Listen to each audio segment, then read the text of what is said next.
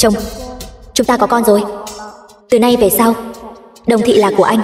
Mọi thứ của em cũng sẽ là của anh.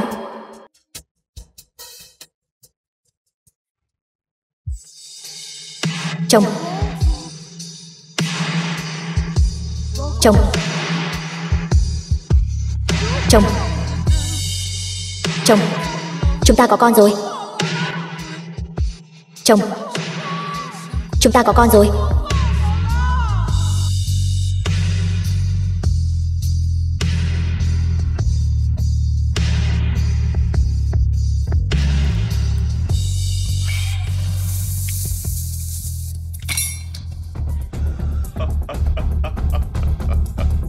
Bảy năm rồi. Hôm nay cuối cùng cũng lấy được tài sản của tập đoàn Đồng Thị. Không thể thiếu công lao của cô đâu. Mẹ kế. Hứa Văn, anh là chồng của cô ta. Vợ anh bây giờ đang ở dưới đáy biển. Chắc là còn chưa mất mạng hẳn đâu. Anh cứ như vậy, có phải là quá vô lương tâm không? Sao vậy? Sợ rồi sao?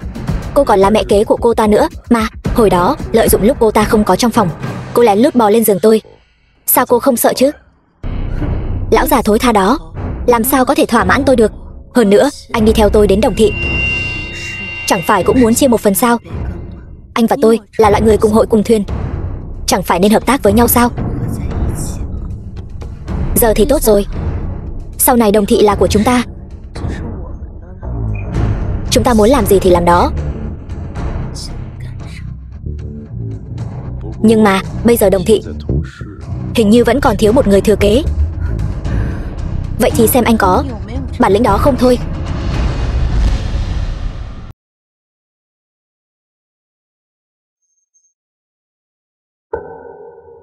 Thời sự hàng ngày.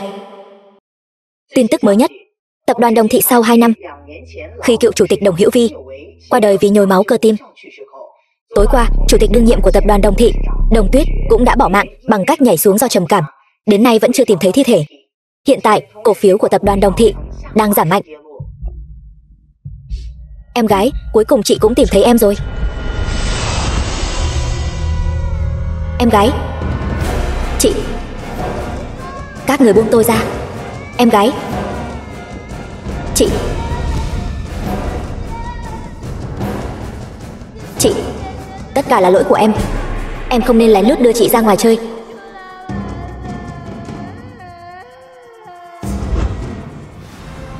Kiều An An. Bố mẹ em gái. Con đã về rồi. Nhưng tại sao các người lại không còn ở đây nữa? Em gái.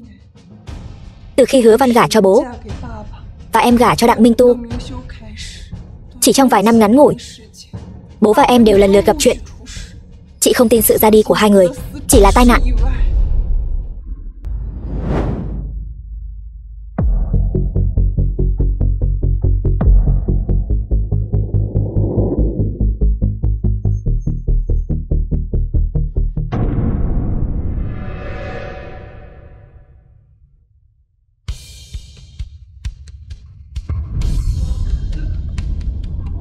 Có ma.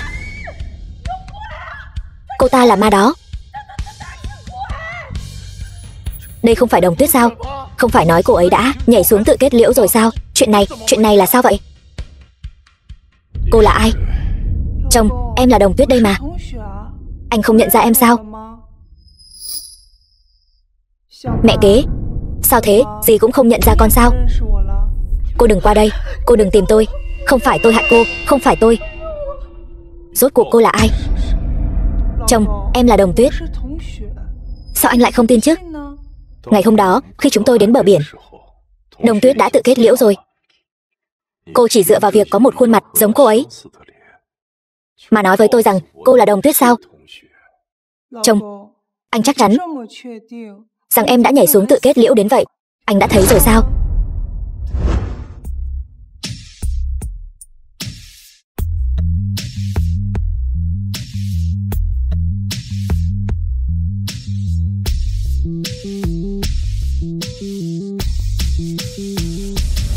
Đêm đó, cô ta rõ ràng đã bị tôi nhốt dưới đáy biển, chiếc chìa khóa duy nhất cũng ở chỗ tôi. Cô ta tuyệt đối không thể thoát ra khỏi lồng được. Người trước mắt này không thể là Đồng Tuyết. Cô không phải Đồng Tuyết. Bức thư tuyệt mạnh Đồng Tuyết để lại, chúng tôi đã giám định rồi, đó chính là chữ viết của cô ấy. Hơn nữa, trên bờ biển còn có giày của cô ấy. Sao cô có thể là Đồng Tuyết được? Chỉ dựa vào một bức thư tuyệt mạnh và một chiếc giày trên bờ biển, anh đã chắc chắn đến vậy rằng em đã nhảy xuống tự kết liễu sao? Chẳng lẽ là các người nói dối? Ngày hôm đó, chính các người đã nhìn tôi nhảy xuống, hay là các người đã ép tôi nhảy xuống? Cô đang nói linh tinh gì vậy? Rốt cuộc cô là ai? Cô muốn làm gì? Chồng, em là Đồng Tuyết đây mà. Sao thế, em còn sống? Anh có vẻ không vui vậy. Hay là anh muốn em mất mạng?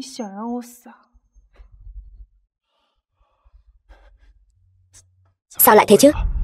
Em trở về, sao anh có thể không vui được? Nhưng làm sao cô chứng minh cô là Đồng Tuyết? Ngoài khuôn mặt giống cô ấy ra, những thứ khác hoàn toàn không giống chút nào cả. Đồng Tuyết đã kết hôn với Đặng Minh Tu 7 năm rồi. Chồng không thể nào không nhận ra vợ mình chứ. Chồng cô là người đầu ấp tay gối với cô mà còn không tin cô. Cô định chứng minh thế nào? Tôi nhớ ra rồi. Sau lưng Đồng Tuyết có một vết bớt hình hoa mai. Đó là độc nhất vô nhị. Đúng vậy. Nếu cô thật sự là Đồng Tuyết, vậy hãy để lộ vai sau của cô ra. Tôi muốn xem có vết bớt giống hệt như vậy không. Giả thân giả quỷ, phá hỏng chuyện tốt của tôi. Tôi muốn xem cô định giở cho gì. Sao nào? Không dám hả? Hay là trên vai sau của cô căn bản không có vết bớt này? Cô ta không dám, bởi vì cô ta căn bản không phải Đồng Tuyết thật. Cô đừng tưởng phẫu thuật một khuôn mặt giống y hệt là có thể đến tập đoàn Đồng Thị lừa gạt. Nếu các người đều không tin, vậy được thôi. Chẳng qua chỉ là một vết bớt mà thôi. Tôi cười.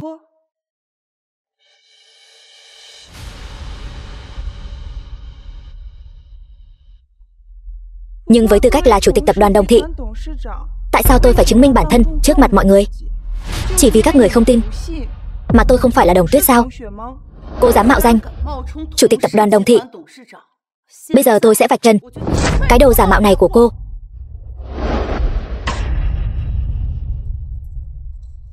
Quả nhiên là giả. Cô quả nhiên không phải Đồng Tuyết. Trên vai cô căn bản không có vết bớt hoa mai. Cô còn gì để nói nữa không? Chẳng lẽ cô muốn nói vết bớt này đã biến mất không dấu vết trong 2 ngày nay sao? Cô nghĩ tôi sẽ tin sao?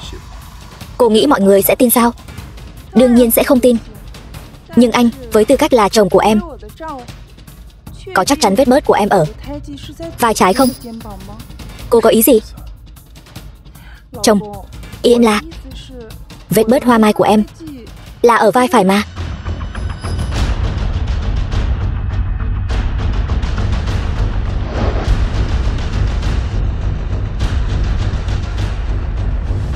Sao có thể chứ? Cô thật sự là Đồng Tuyết sao? Chẳng lẽ cô ta thật sự là Đồng Tuyết? Cô ta đã thoát ra từ đáy biển sao? Với tư cách là người chồng yêu em sâu sắc, đã chung chăn gối 7 năm, anh ngay cả vết bớt của em ở bên trái hay bên phải cũng không nhớ rõ sao?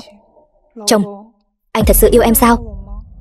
7 năm rồi, ngay cả vị trí vết bớt quan trọng của vợ mình cũng có thể nhớ nhầm. Chuyện này không thể nào chứ. Hình tượng thâm tình bao nhiêu năm nay, chẳng lẽ anh ta giả vờ sao? Khó nói lắm. Dù sao cũng chỉ là chàng rể ở rể của nhà họ Đồng mà thôi. Minh Tu, sao có thể chứ? Gần đây vì chuyện của em, anh đã bôn 3 ngày đêm không ngừng nghỉ. Chỉ là quá mệt mỏi mà thôi. Đúng vậy, ngay đêm em gái mất mạng, anh đã vội vàng lên giường với mẹ kế của cô ấy. Đương nhiên là mệt rồi. Chồng, lần này anh đã tin em rồi chứ? May mắn là tôi và em gái đều giống mẹ. Có một vết bớt hình hoa mai y hệt nhau ở vai phải. May quá chị ha, chúng ta đều có vết bớt hình hoa mai giống nhau, giống y hệt mẹ. Đúng, đây chắc chắn là mẹ đã tặng món quà này cho chúng ta. Sau này nếu chúng ta lạc nhau, dựa vào cái này cũng có thể nhận ra đối phương. Em thật sự là Đồng Tuyết sao? Chồng, Anh sẽ không phải là vẫn còn nghi ngờ em đấy chứ? Vậy em còn nhớ em đã để lại di thư chuyện nhảy xuống tự kết liễu không? Căng thẳng về chuyện xảy ra ngày hôm đó như vậy, tôi không tin sự ra đi của em gái không liên quan gì đến anh. Di thư sao? Di thư gì cơ? Sao em lại không nhớ gì cả? Em chỉ nhớ là ngày hôm đó là kỷ niệm 7 năm của chúng ta. Anh nói muốn tạo bất ngờ cho em. Sau đó đầu em đau quá. Sao em lại không nhớ gì cả? Em chỉ nhớ khi em tỉnh dậy thì đã ở trên bờ rồi, toàn thân ướt sũng. Còn những chuyện khác thì em không nhớ gì cả. Trên bờ sao? Chẳng lẽ cô ta thật sự thoát khỏi xiềng xích, trốn thoát từ đáy biển sao? Em thật sự không nhớ gì cả sao? Em nên nhớ gì sao? Thôi, nếu đã đau khổ như vậy thì đừng nghĩ nữa. Không nhớ được thì thôi. Khoảng thời gian trước em vì áp lực công việc lớn mà mắc bệnh trầm cảm. Mọi người chúng ta đều rất lo lắng cho em. Chồng, nếu em không sao rồi, vậy chúng ta về nhà đi. Em mệt rồi. Được, chúng ta về nhà. Cô ta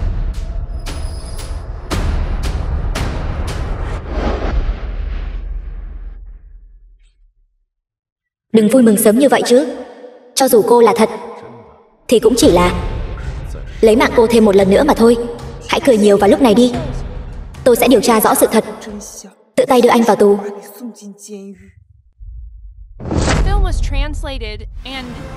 Vương Mỹ Châu, không phải nói là đã mất mạng rồi sao? Sao lại quay về rồi? Đúng vậy, mất mạng sao không đi luôn đi? Đặng Tiểu Phương, hại anh hai mấy ngày nay không ngủ ngon. Về rồi thì làm việc đi. 2 ngày nay cô không có ở đây, cầu thang cũng không ai lau, bẩn quá đi mất. Nhớ phải quỳ xuống đất, từng chút một dùng tay lau. Nếu có một chút bụi thì cô xong đời. Cô bảo tôi lau nhà sao? Cô không lau thì ai lau chứ?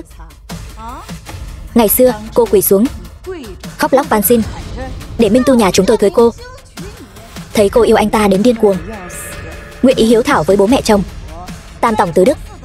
Nếu không thì ai sẽ đồng ý để Minh Tu cưới cô chứ? Em gái, đây chính là nhà chồng mà em đã phản kháng bố, chấp nhận thiệt thòi cũng muốn gả đi sao? Người đàn ông này thật sự đáng để em hèn mọn trả giá nhiều như vậy sao? Tôi không lau. Minh Tu, anh xem vợ anh cưới kia, mất mạng một lần rồi mà dám cãi lại tôi sao? Đồng Tuyết, cúi đầu xin lỗi mẹ đi, chuyện này coi như bỏ qua. Cúi đầu sao? Nếu anh đã hiếu thảo như vậy, vậy anh quỳ xuống mà lau đi. Hỗn xược, cô ăn gan hùm mật báo rồi sao? Dám để chồng mình lau nhà hả? Hôm nay để tôi, cô em chồng này, dạy dỗ cô một trận. Tay con sắp gãy rồi. Mày muốn làm loạn hả? Chính là muốn đánh bà đấy.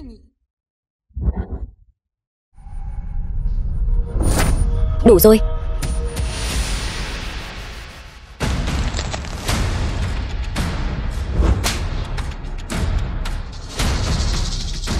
Đánh chó còn phải nhìn mặt chủ. Huống hồ chi họ lại trực tiếp bỏ qua anh đến đánh tôi, chủ nhân ở đây. Anh, cô ta dám mắng anh là chó kia. Minh Tu, mau đuổi cái con đàn bà điên này ra ngoài đi. Xin các người hiểu cho rõ, đây là nhà họ Đồng. 7 năm nay các người uống của tôi, ăn của tôi, ở nhà của tôi. Người phải cút đi không phải là tôi, mà là các người.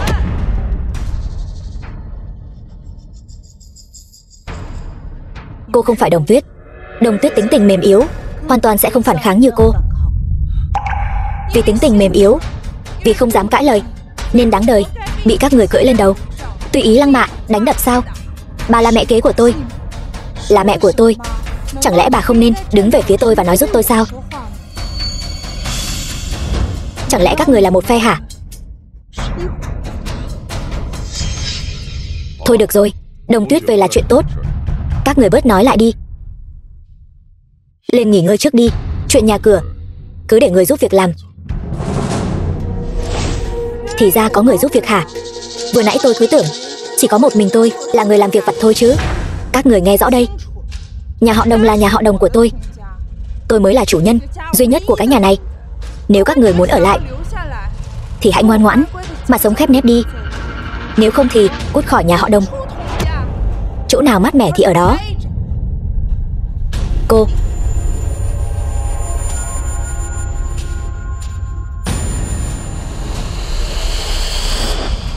Thông báo cho tất cả các giám đốc 10 giờ sáng mai tổ chức cuộc họp hội đồng quản trị.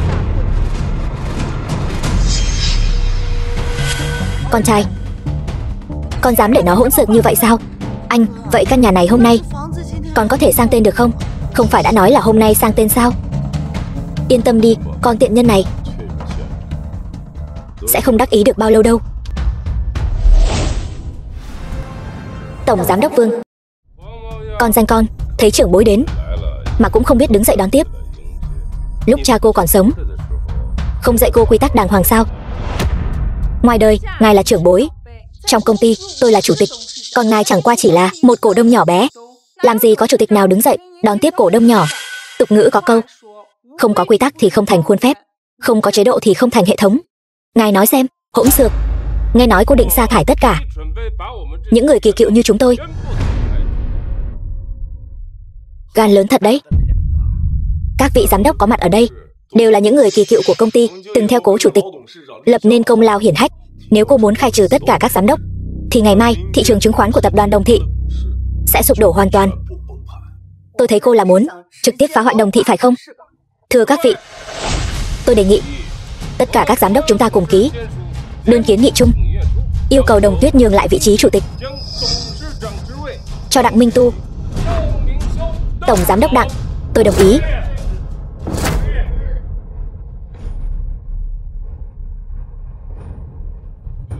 Điều kiện để ép tôi nhường vị trí là các vị phải có quyền đó đã. Nhưng đáng tiếc là các vị không có, còn tôi lại có tư cách khai trừ các vị khỏi Đồng Thị. Cô nói bậy.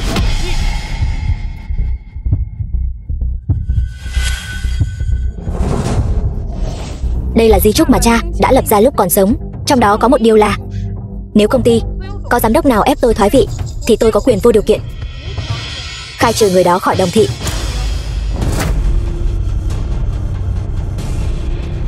Cái này, di chúc, cái này sao có thể chứ?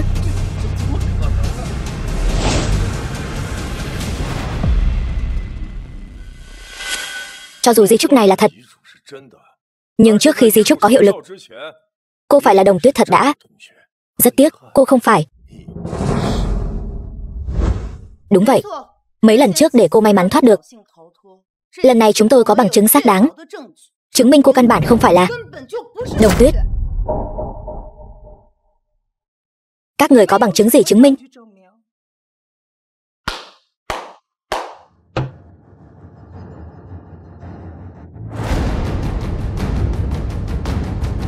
Bà Vương sao? Đúng vậy, bà Vương ở nhà họ Đồng 10 mấy năm, là người nhìn cô lớn lên.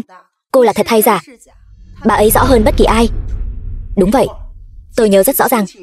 Tiểu thư, ngón cái tay trái của cô ấy, trên ngón cái đó có một vết sẹo bỏng. Nhưng cô ấy không có. Mọi người xem đi, ngón cái tay trái của cô ấy chẳng có vết sẹo bỏng nào cả. Thì ra là đồ giả mạo. Mau cút khỏi Đồng Thị. Chỉ là một vết sẹo thôi mà đã vội kết luận tôi là giả rồi hả? Tôi đã hỏi bác sĩ rồi, bác sĩ nói loại sẹo này là vĩnh viễn, không thể biến mất được. Cô còn gì để chối cãi nữa? Nói thôi thì không được đâu. Chẳng lẽ các người không nghe nói về y học thẩm mỹ sao? Chồng, em sợ anh sẽ chê vết sẹo này, nên em đã tìm bác sĩ để làm phẫu thuật xóa sẹo. Vết sẹo này đã không còn từ lâu rồi. Cô làm phẫu thuật khi nào? Sao bọn tôi lại không biết chứ? Chẳng qua chỉ là một ca phẫu thuật xóa sẹo đơn giản. Không nói cho bà biết là chuyện rất bình thường. Tôi hy vọng cô có thể đưa ra bằng chứng thuyết phục hơn. Nếu không tin, các người có thể đến bệnh viện kiểm tra hồ sơ phẫu thuật. Được. Bây giờ đi bệnh viện kiểm tra ngay, xem bệnh viện rốt cuộc có hồ sơ xóa sẹo của Đồng Tuyết hay không. Anh tự mình đi, mang về cái báo cáo xét nghiệm mà tôi bảo anh làm hôm qua trước khi đưa cho tôi. Đừng để bất cứ ai chạm vào. Vâng, Tổng Giám đốc Đặng.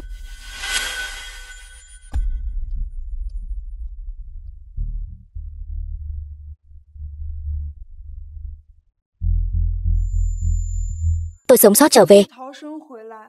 Chẳng qua là tôi đã nhìn rõ một vài chuyện. Thế mà các người lại lầm tưởng tôi là Đồng Tuyết giả. Tôi đã tự chứng minh nhiều lần như vậy rồi. Các người đều không tin.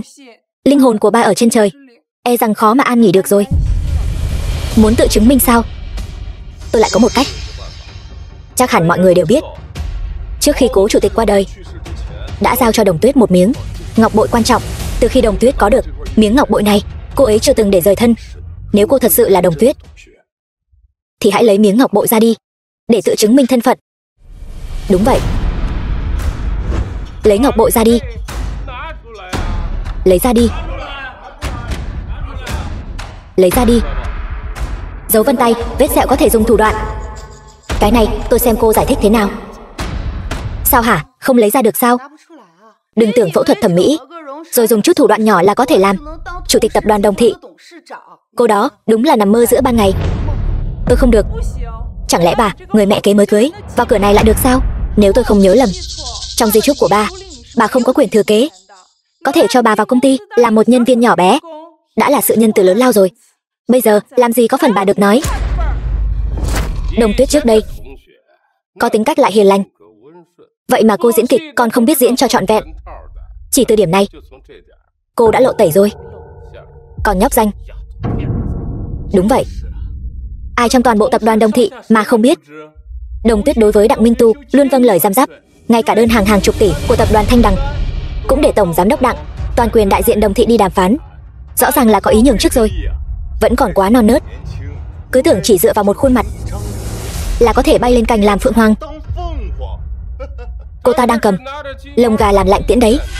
Còn nhóc danh, không biết trời cao đất dày. Hiền lành sao? Nếu tôi cứ theo như trước đây, tính cách hiền lành, e rằng hôm nay tôi đã bị các người ăn đến xương cũng không còn rồi. Tôi mạnh mẽ, chính là không biết trời cao đất dày. Vậy thì các người dựa vào tuổi tác mà ra vẻ bề trên thì tính là gì? Có phải là cậy già lên mặt không? Cô nói ai cậy già lên mặt hả? Thì ra ông cũng biết tức giận đấy chứ. Tôi còn tưởng ra mặt các người cứng như đá trong hố xí vậy, đánh thế nào cũng không thấy đau chứ. Này cô làm loạn đủ rồi đấy. Người đâu, phế chân áo cho tôi, ném ra khỏi Đồng Thị. Ai dám? Cô là đồ giả mạo. Chúng tôi có gì mà không dám. Tôi đã bao giờ thừa nhận tôi là đồ giả mạo đâu. Nếu các người một ngày không chứng minh được tôi là đồ giả mạo, thì tôi vẫn là chủ tịch tập đoàn Đồng Thị. Mở to mắt chó của các người ra mà nhìn cho rõ, rốt cuộc nên nghe lệnh của ai. Tuổi còn nhỏ lại lanh mồm lanh miệng, chỉ biết ba hoa trích tròe thì có ích gì. Mau lấy thứ chứng minh thân phận của cô ra đây. Lấy ra đi, lấy ngọc bội ra. Xem cái mạng nhỏ này của cô còn giữ được đến bao giờ. Hôm nay nếu cô không lấy ra được ngọc bội mà cố chủ tịch để lại cho cô, thì dù có thiên vương đến, cô cũng là đồ giả mạo. Nói nhiều vô ích. Cô chỉ có thể chứng minh mình là Đồng Tuyết khi lấy ra ngọc bội. Sao hả, không lấy ra được sao? Lấy ngọc bội ra đi chứ. Lấy ra, lấy ngọc bội ra đi. Lấy ra đi. Có lấy ra được không? Lục soát là biết ngay.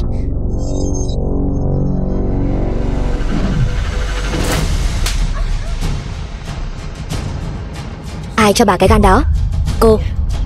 Cô dám đánh tôi sao? Bà còn dám lục soát người tôi, cái tát này còn là nhẹ cho bà đấy. Tôi là mẹ của Đồng Tuyết.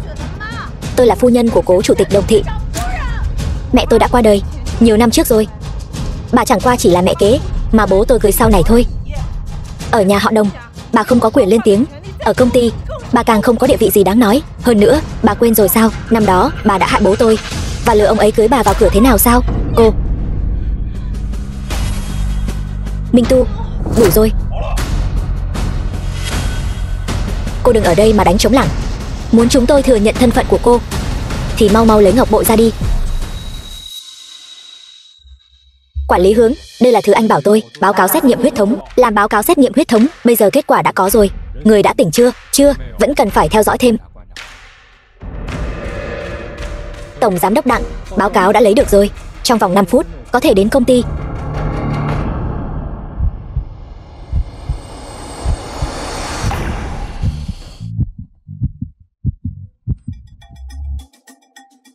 Kính thưa quý vị, xin làm phiền mọi người hãy cho cô ta thêm 5 phút để giãy giụa. Minh Tu, này, tổng giám đốc Đặng, anh có ý gì vậy? Trong tay tôi có một bản bằng chứng xác thực, có thể chứng minh 100% cô ta chính là đồ giả mạo.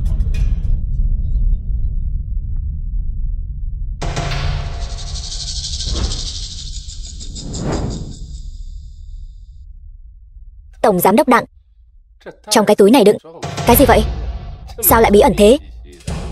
Ai cũng biết, Đồng Tuyết sau khi để lại một bức di thư đã nhảy xuống tự kết liễu. Từ khi người phụ nữ này xuất hiện, tôi đã nghi ngờ cô ta không phải Đồng Tuyết. Bởi vì ngoài việc cô ta có một khuôn mặt giống hệt Đồng Tuyết ra, từ đầu đến chân đều không đúng. Vì vậy, tôi đã cho người lấy tóc của cô ta và mẫu tự di vật của Đồng Tuyết làm báo cáo xét nghiệm so sánh. Báo cáo không thể làm giả được. Thật giả thế nào, nhìn là biết ngay. Xem ra bản báo cáo này đã không còn cần phải xem nữa rồi, bởi vì cô ta căn bản là không có ngọc bội. Bây giờ thừa nhận bản thân cô là giả, có lẽ chúng tôi vẫn có thể tha cho cô một con đường sống. Sao thế? Sợ rồi hả? Xưa có trồn hoang cháo thái tử, nay có trộm cột thay xà, chim cúc chiếm tổ chim khách. Giờ đây sự thật sắp được phơi bày. Cô ta không sợ mới là lạ. Các người sao lại chắc chắn là tôi không thể lấy ra ngọc bội như vậy? Còn bản báo cáo này nhất định sẽ cho thấy tôi là giả sao? Đừng giãy giụa nữa.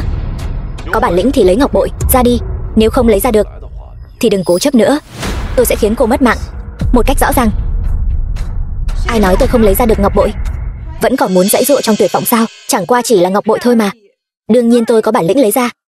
Tuy nhiên, một khi tôi lấy ra ngọc bội, chứng minh tôi là Đồng Tuyết thật, thì tôi sẽ ban hành chỉ thị đầu tiên. Khi trở về Đồng thị, tất cả quý vị có mặt ở đây sẽ bị khai trừ khỏi tập đoàn Đồng thị. Ai nên từ chức thì từ chức, ai nên từ bỏ quyền quản lý thì từ bỏ. Các người hoảng loạn cái gì? Cô ta căn bản không thể lấy ra ngọc bội. Hơn nữa, còn có báo cáo xét nghiệm huyết thống ở đây. Tôi không tin cô ta còn có thể giở trò gì dưới mí mắt chúng ta. Cô ta 100% là giả. Được, hôm nay nếu cô lấy ra ngọc bội, chứng minh cô là Đồng Tuyết thật, thì tôi sẽ cút khỏi Đồng thị ngay lập tức. Tôi cũng vậy. Chúng tôi chấp nhận lời cá cược này. Đồng ý. Được, đây là do chính các người nói đấy nhé.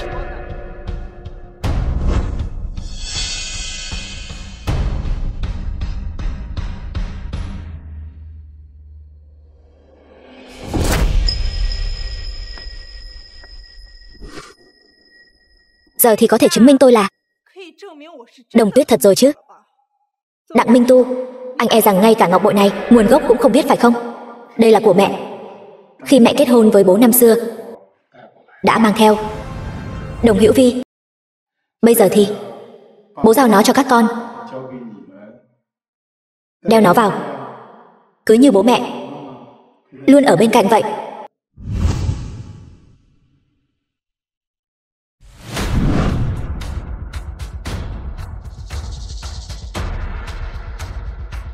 Chẳng lẽ cô thật sự là Đồng Tuyết sao?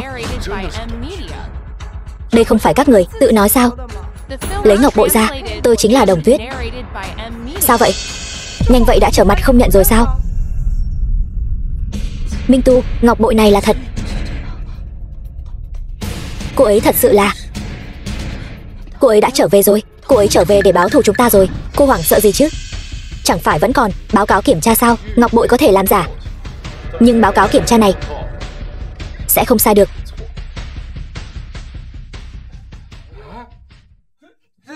Cô ấy thật sự là... Làm sao có thể chứ?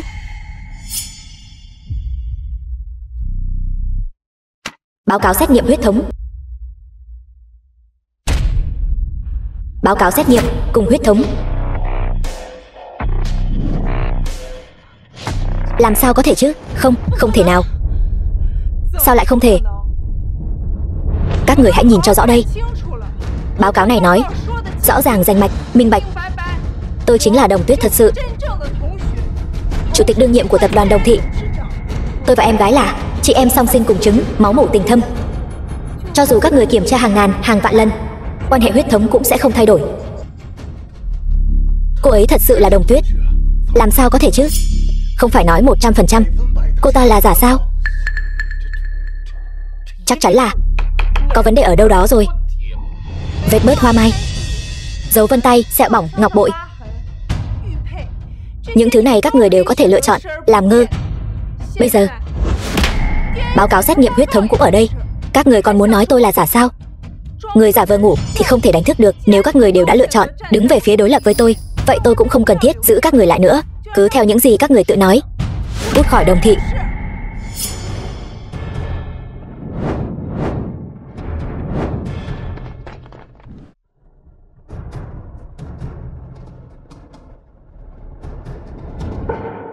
Chủ tịch Đồng, tôi sai rồi. Không nên dễ dàng tin lời nói bậy. Xin cô hãy cho tôi thêm một cơ hội nữa. Đúng vậy, cô là người rộng lượng. Xin hãy tha thứ cho tôi lần này. Chủ tịch, xin hãy tha cho chúng tôi. Này Đồng Tuyết, ta đã nhìn con lớn lên đấy. Khi con còn nhỏ, ta còn từng bế con nữa cơ. Ta cũng là bị kẻ xấu mê hoặc, nên mới nghĩ con là giả thôi. Thương trường như chiến trường, đạo kinh doanh cũng là đạo làm người. Một lần bất trung, cả đời không dùng. Người phản bội tôi sẽ không giữ lại bên mình. Tất cả đứng dậy và cút đi.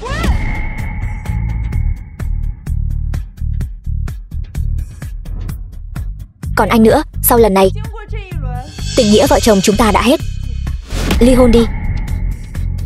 Ly hôn sao? Chứ còn gì nữa. Còn muốn hòa thuận êm ấm, vợ chồng cùng nhau về nhà sao? Không được, một khi ly hôn, tôi sẽ không còn cách nào danh chính ngôn thuận kế thừa công ty. Trước khi trở thành một tổng giám đốc Đồng thị thực sự, cuộc hôn nhân này tuyệt đối không thể kết thúc. Tôi không đồng ý. Vợ, em có phải là trách anh trước đây không tin em không? Anh làm vậy là vì quá yêu em. Anh sợ kẻ xấu chiếm đoạt tập đoàn Đồng thị. Bây giờ anh biết rồi, em là Đồng Tuyết thật sự. Sao anh nỡ lòng nào ly hôn với em chứ? Mặc kệ anh đồng ý hay không đồng ý, cuộc hôn nhân này tôi nhất định phải kết thúc. Hôm nay anh cũng giống như bọn họ, cút khỏi Đồng thị. Khoan đã.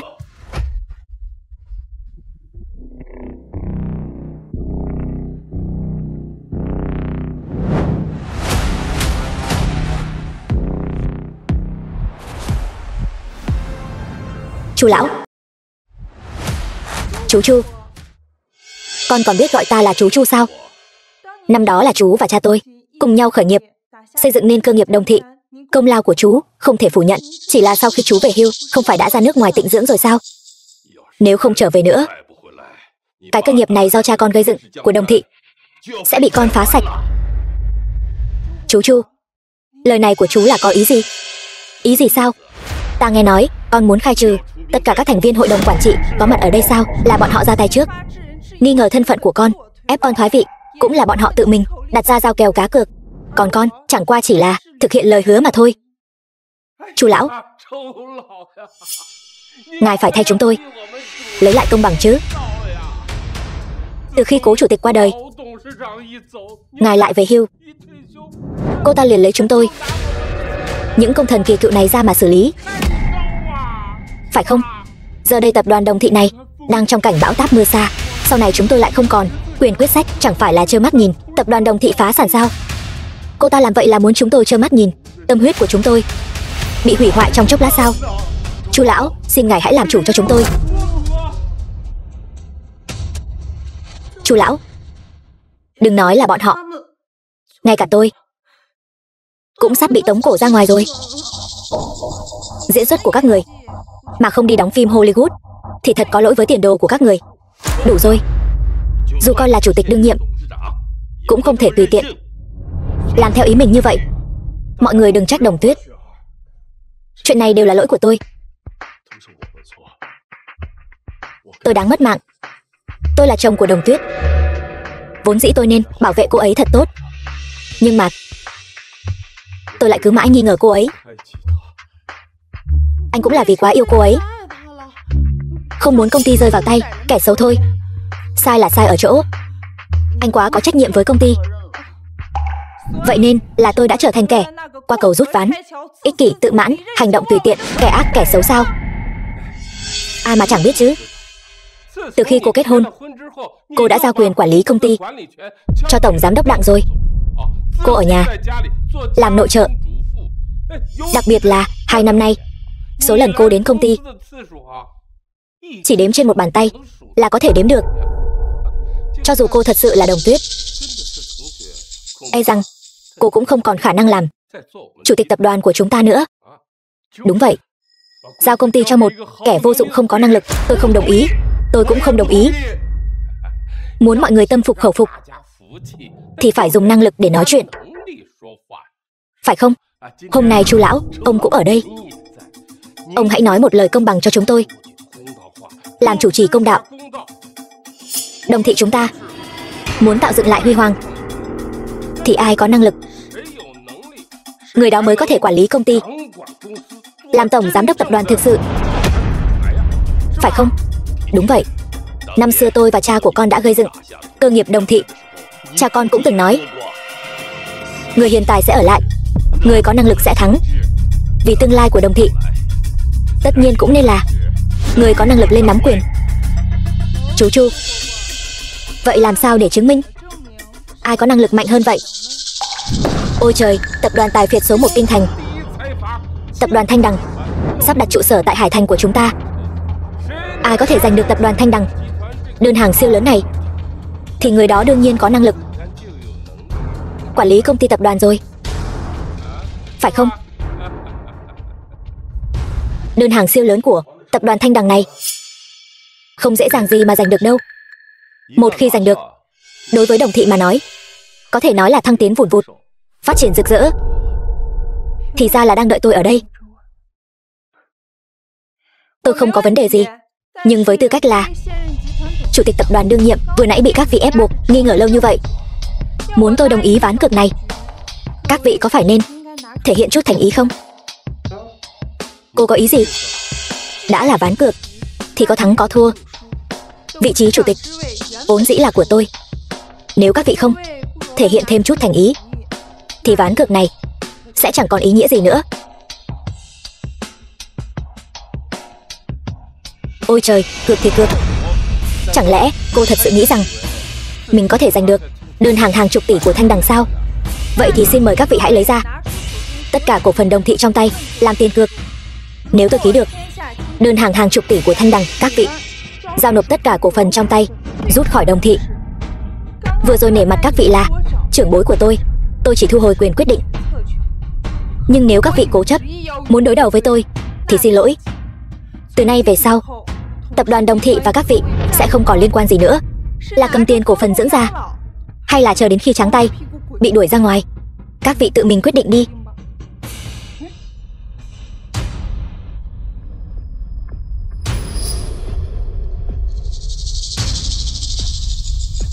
Các vị, tôi không tin mối quan hệ của những người chúng ta cộng lại mà không thắng được cô ta. Một người ở nhà chăm chồng dạy con 7 năm làm nội trợ, cô ta căn bản không thể thắng được. Xin các vị giám đốc hãy tin tôi có đủ tự tin có thể giành được đơn hàng siêu lớn này. Ôi trời, các vị còn do dự gì nữa chứ?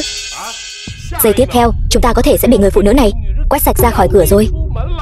Các vị đã quên vừa rồi người phụ nữ này đã đối xử với chúng ta thế nào rồi sao? Bây giờ cô ta muốn tự mình toàn quyền xử lý Đồng thị. Vậy chẳng khác nào chúng ta vứt bỏ cổ phần trong tay sao? Tôi tin tổng giám đốc Đặng, tôi càng tin vào chính chúng ta hơn. Tôi cược tổng giám đốc Đặng sẽ thắng. Tôi cược tổng giám đốc Đặng sẽ thắng. Tôi cược tổng giám đốc Đặng sẽ thắng. Đơn hàng của tập đoàn Thanh Đằng đã sớm được xác định là của Đồng thị. Người phụ trách cũng là tôi, luôn là người liên hệ. Đồng Tuyết, cô lấy gì mà tranh với tôi? Nếu đã là giao kèo cá cược, vậy lần này hãy lập văn bản làm bằng chứng đi. Lập văn bản sao? Cô có ý gì vậy? Thỏa thuận cá cược nói xuông không có bằng chứng, giấy trắng mực đen, điều khoản rõ ràng, để tránh như vừa rồi quay lưng là không nhận nữa, đúng không? Cũng may tôi đã sớm chuẩn bị rồi, chính là để đề phòng trường hợp xấu nhất. Cô, sao thế? Ông sợ rồi sao? Vậy mà ông còn xúi giục nhiều giám đốc như vậy hùa theo ông làm loạn. Cô ta hung hăng như vậy, chẳng lẽ mọi người muốn chờ bị cô ta đuổi ra khỏi Đồng thị sao? Tôi có gì mà không dám. Ký thì ký. Tôi thật sự không tin đơn hàng hàng chục tỷ của Thanh Đằng cô có thể giành được.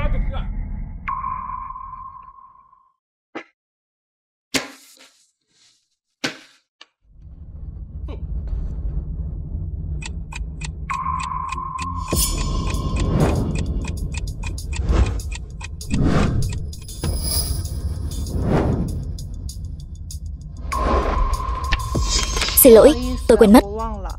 Chồng, anh ở Đồng Thị không có cổ phần mà. Đợi tôi ký được đơn hàng chục tỷ của Thanh Đằng và thừa kế Đồng Thị xong, tôi sẽ cười thật lớn nhìn cô quỳ xuống cầu xin tôi. Các vị, thật trùng hợp, tôi và người phụ trách đơn hàng chục tỷ của tập đoàn Thanh Đằng có duyên nợ sâu sắc. Trước đây vì tập đoàn Đồng Thị, tôi đã riêng tư trao đổi với anh ấy rất nhiều lần. Anh ấy cũng có ý tiết lộ giao đơn hàng 10 tỷ này cho Đồng Thị. Hôm nay tôi tình cờ hẹn anh ấy đến công ty để đàm phán. Nếu không có gì bất ngờ, hôm nay có thể ký hợp đồng.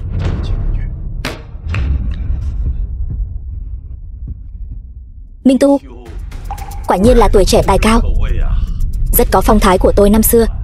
Vậy thì bây giờ tôi sẽ ngay lập tức cho người đi chuẩn bị tiệc.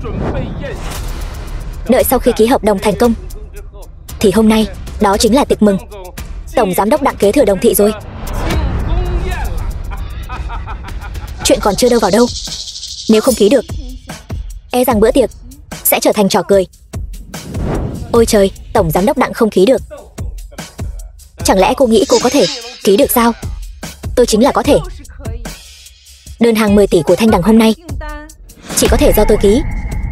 Ôi trời, cái đầu nội trợ như cô, giọng điệu này thật không nhỏ chút nào. Cô ở nhà 7 năm, đầu óc bị ngu đi rồi sao?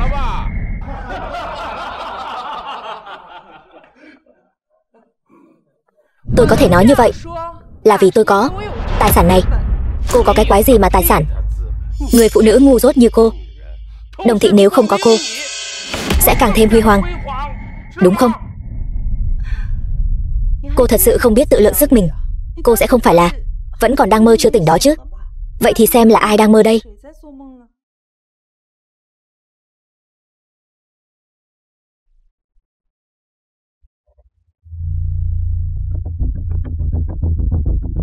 Tổng giám đốc Triệu của tập đoàn Thanh Đằng đã đến dưới lầu rồi. Cái gì? Tổng giám đốc Triệu của tập đoàn Thanh Đằng sao? Ông ấy là người nắm giữ quyền lực cao nhất của tập đoàn Thanh Đằng, chính là sau chủ tịch tập đoàn Thanh Đằng bí ẩn, trợ thủ đắc lực nhất. Một nhân vật lớn như vậy lại đích thân đến Đồng Thị chúng ta. Ôi trời, không ngờ tổng giám đốc Đặng tuổi còn trẻ mà đã có thể quen biết tổng giám đốc Triệu của tập đoàn Thanh Đằng. Thật sự là tuổi trẻ tài cao. Tuổi trẻ tài cao đó, từ nay về sau, cả Hải Thành và thậm chí cả thế giới, e rằng tổng giám đốc Đặng và Đồng Thị đều có chỗ đứng. Mối quan hệ giữa tôi và tổng giám đốc Triệu của Thanh Đằng không hề tầm thường. Nói khoác mà còn không cần chuẩn bị trước. E rằng anh còn chưa từng thấy tổng giám đốc Triệu trông như thế nào đúng không? Ôi trời, này, cô vẫn nên lo lắng cho chính mình đi. Sau tối nay, cô sẽ phải cuốn gói đi rồi, đúng không nào? Tổng giám đốc Triệu tập đoàn Thanh Đằng đã đến.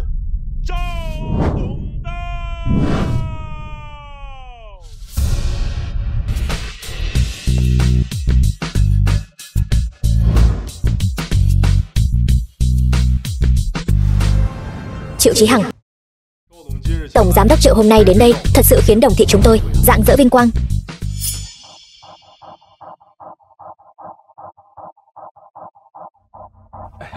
Tổng giám đốc Triệu, mời ngài ngồi. Tổng giám đốc Triệu, hôm nay ngài đến đây là để ký kết với Đồng Thị chúng tôi đơn hàng 10 tỷ phải không? Đúng vậy, đơn hàng 10 tỷ của Thanh Đằng đã được quyết định sẽ giao cho Đồng Thị.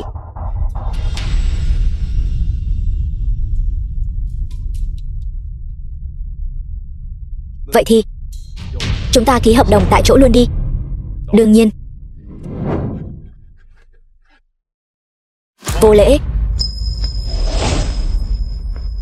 Này, tổng giám đốc Triệu, vị này là của Đồng Thị chúng tôi, phó tổng giám đốc Đặng Minh Tu. Tổng giám đốc Đặng, anh ấy đại diện cho Đồng Thị chúng tôi ký hợp đồng với ngài, hợp tình hợp lý.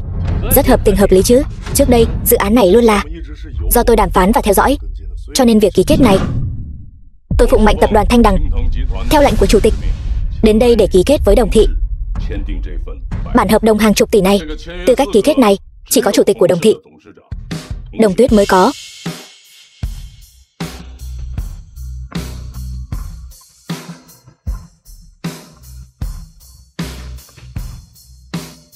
Tại sao? Bởi vì chỉ có tôi mới có thể ký đơn hàng này. Này, Tổng Giám đốc Triệu, năng lực của chủ tịch chúng tôi còn không bằng 1/10 của Phó Tổng Giám đốc chúng tôi. Nếu ngài ký hợp đồng với cô ta, tôi e rằng đến lúc đó ngài sẽ mất trắng đấy. Ngài vẫn nên cẩn trọng hơn. Cẩn trọng một chút đi. Đều là làm việc cho người khác. Tôi chỉ nghe lệnh của Chủ tịch tập đoàn Thanh Đằng. Chủ tịch đã nói rồi, đơn hàng siêu lớn này là ân tình cô ấy ban tặng cho Đồng Thị. Cho dù có thua lỗ toàn bộ, tất cả tổn thất đều do tập đoàn Thanh Đằng gánh vác. Sẽ không để Đồng Thị chịu 1/1 hào nào. Ân tình sao? Ân tình gì?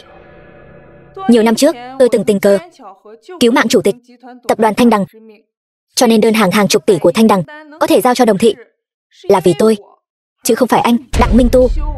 Em gái, vốn dĩ chị định lấy tập đoàn Thanh Đằng đơn hàng hàng chục tỷ này làm quà tặng em. Không ngờ, khi chị tìm thấy em đã bị hại đến mức không rõ sinh tử ra sao. Chủ tịch, hiện tại tung tích của Đồng Tuyết không rõ. Hợp đồng của chúng ta với tập đoàn Đồng Thị phải làm sao? Việc ký kết hợp đồng tạm thời hoãn lại, đợi tin tôi. Được.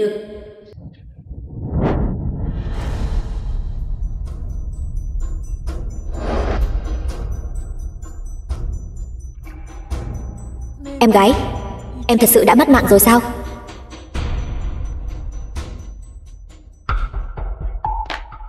Đơn hàng chục tỷ. Ký tên Đồng Tuyết.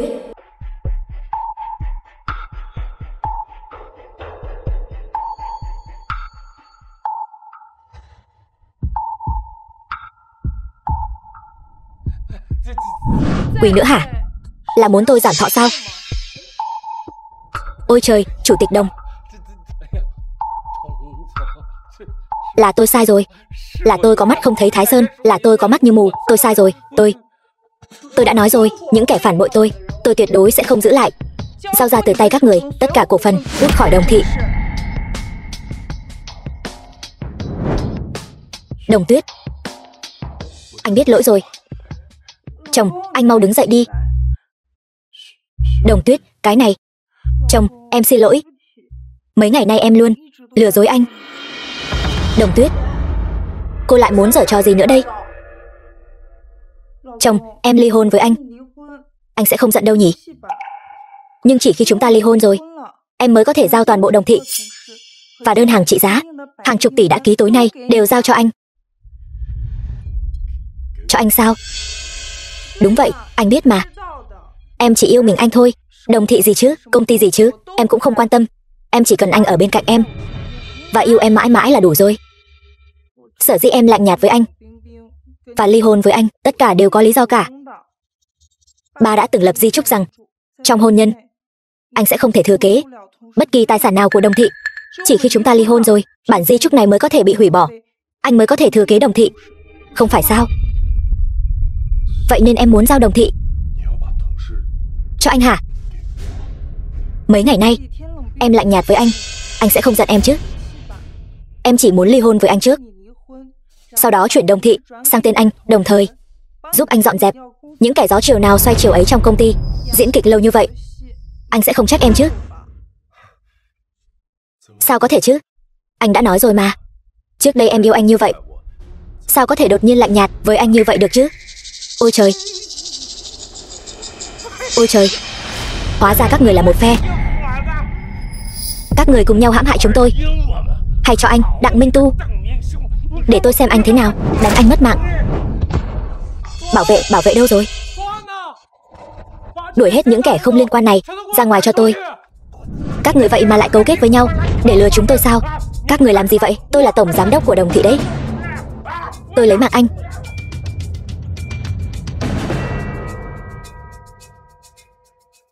Minh Tu.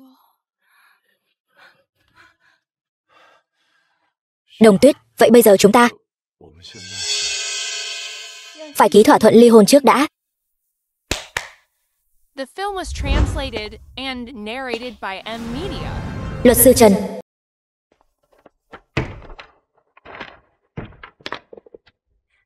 Chồng, ký đi.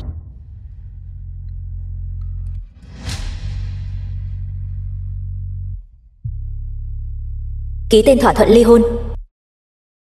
Sao vậy chồng? Anh không tin em sao? Sao lại không chứ? Dù sao thì dù tôi không ký, tôi cũng sẽ bị đuổi khỏi Đồng Thị. Chi bằng đánh cược một phen với cô ta. Cứ đánh cược rằng Đồng Tuyết yêu tôi đến mức không thể dứt ra được. Chồng, anh yên tâm, đợi sau khi Đồng Thị được chuyển sang tên anh, chúng ta sẽ lập tức tái hôn.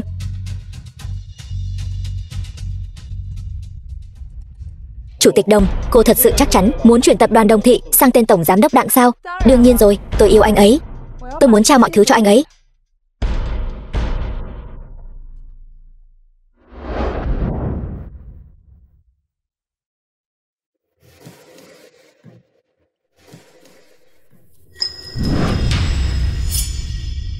Chồng, sau khi Đồng Thị được chuyển nhượng cho anh sẽ không tái hôn với em sao? Sao có thể chứ? Chẳng lẽ em không tin anh yêu em sao? Em đương nhiên tin rồi. Sao vậy? Chồng, em thấy buổi lễ hôm nay không đủ long trọng. Đây là ngày anh thừa kế Đồng Thị, thời khắc quan trọng mà. Trước đây vì đóng kịch, truyền thông đối với mối quan hệ của chúng ta có khá nhiều nghi ngờ. Nếu có thể mời tất cả phóng viên trong thành phố đều đến đây thì có thể khiến mọi người trên toàn thế giới đều biết sau này chủ tịch tập đoàn Đồng Thị, đơn hàng hàng chục tỷ của tập đoàn Thanh Đằng, người hợp tác là anh, Đặng Minh Tu. Em muốn anh đường đường chính chính kế thừa Đồng Thị. Bây giờ anh sẽ mời tất cả phóng viên trong thành phố đến đây. Nửa tiếng, không, 15 phút. Sau 15 phút, anh muốn tất cả mọi người trong khán phòng chứng kiến tình yêu của chúng ta, là chứng kiến tôi, Đặng Minh Tu, thực sự trở thành chủ tịch mới của tập đoàn Đồng Thị. Đặng Minh Tu, hôm nay tôi muốn anh hoàn toàn thân bại danh liệt. Bệnh nhân, đến giờ thay thuốc rồi.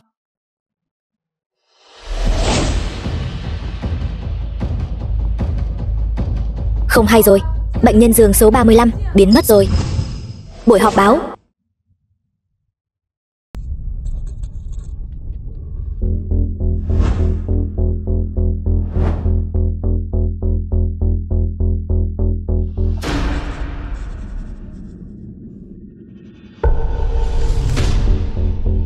Chồng, em yêu anh.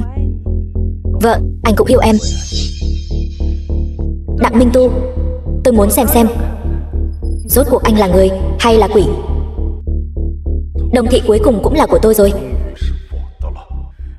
Chồng, từ hôm nay Đồng Thị là của anh rồi. Hóa ra anh là người như vậy. Chuyện này là sao vậy? Sao lại có thêm một Đồng Tuyết nữa? Ôi trời, chuyện này.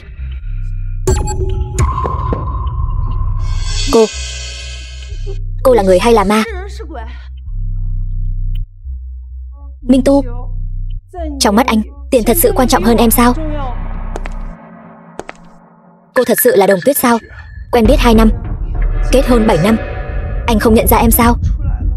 Sao cô có thể còn sống được?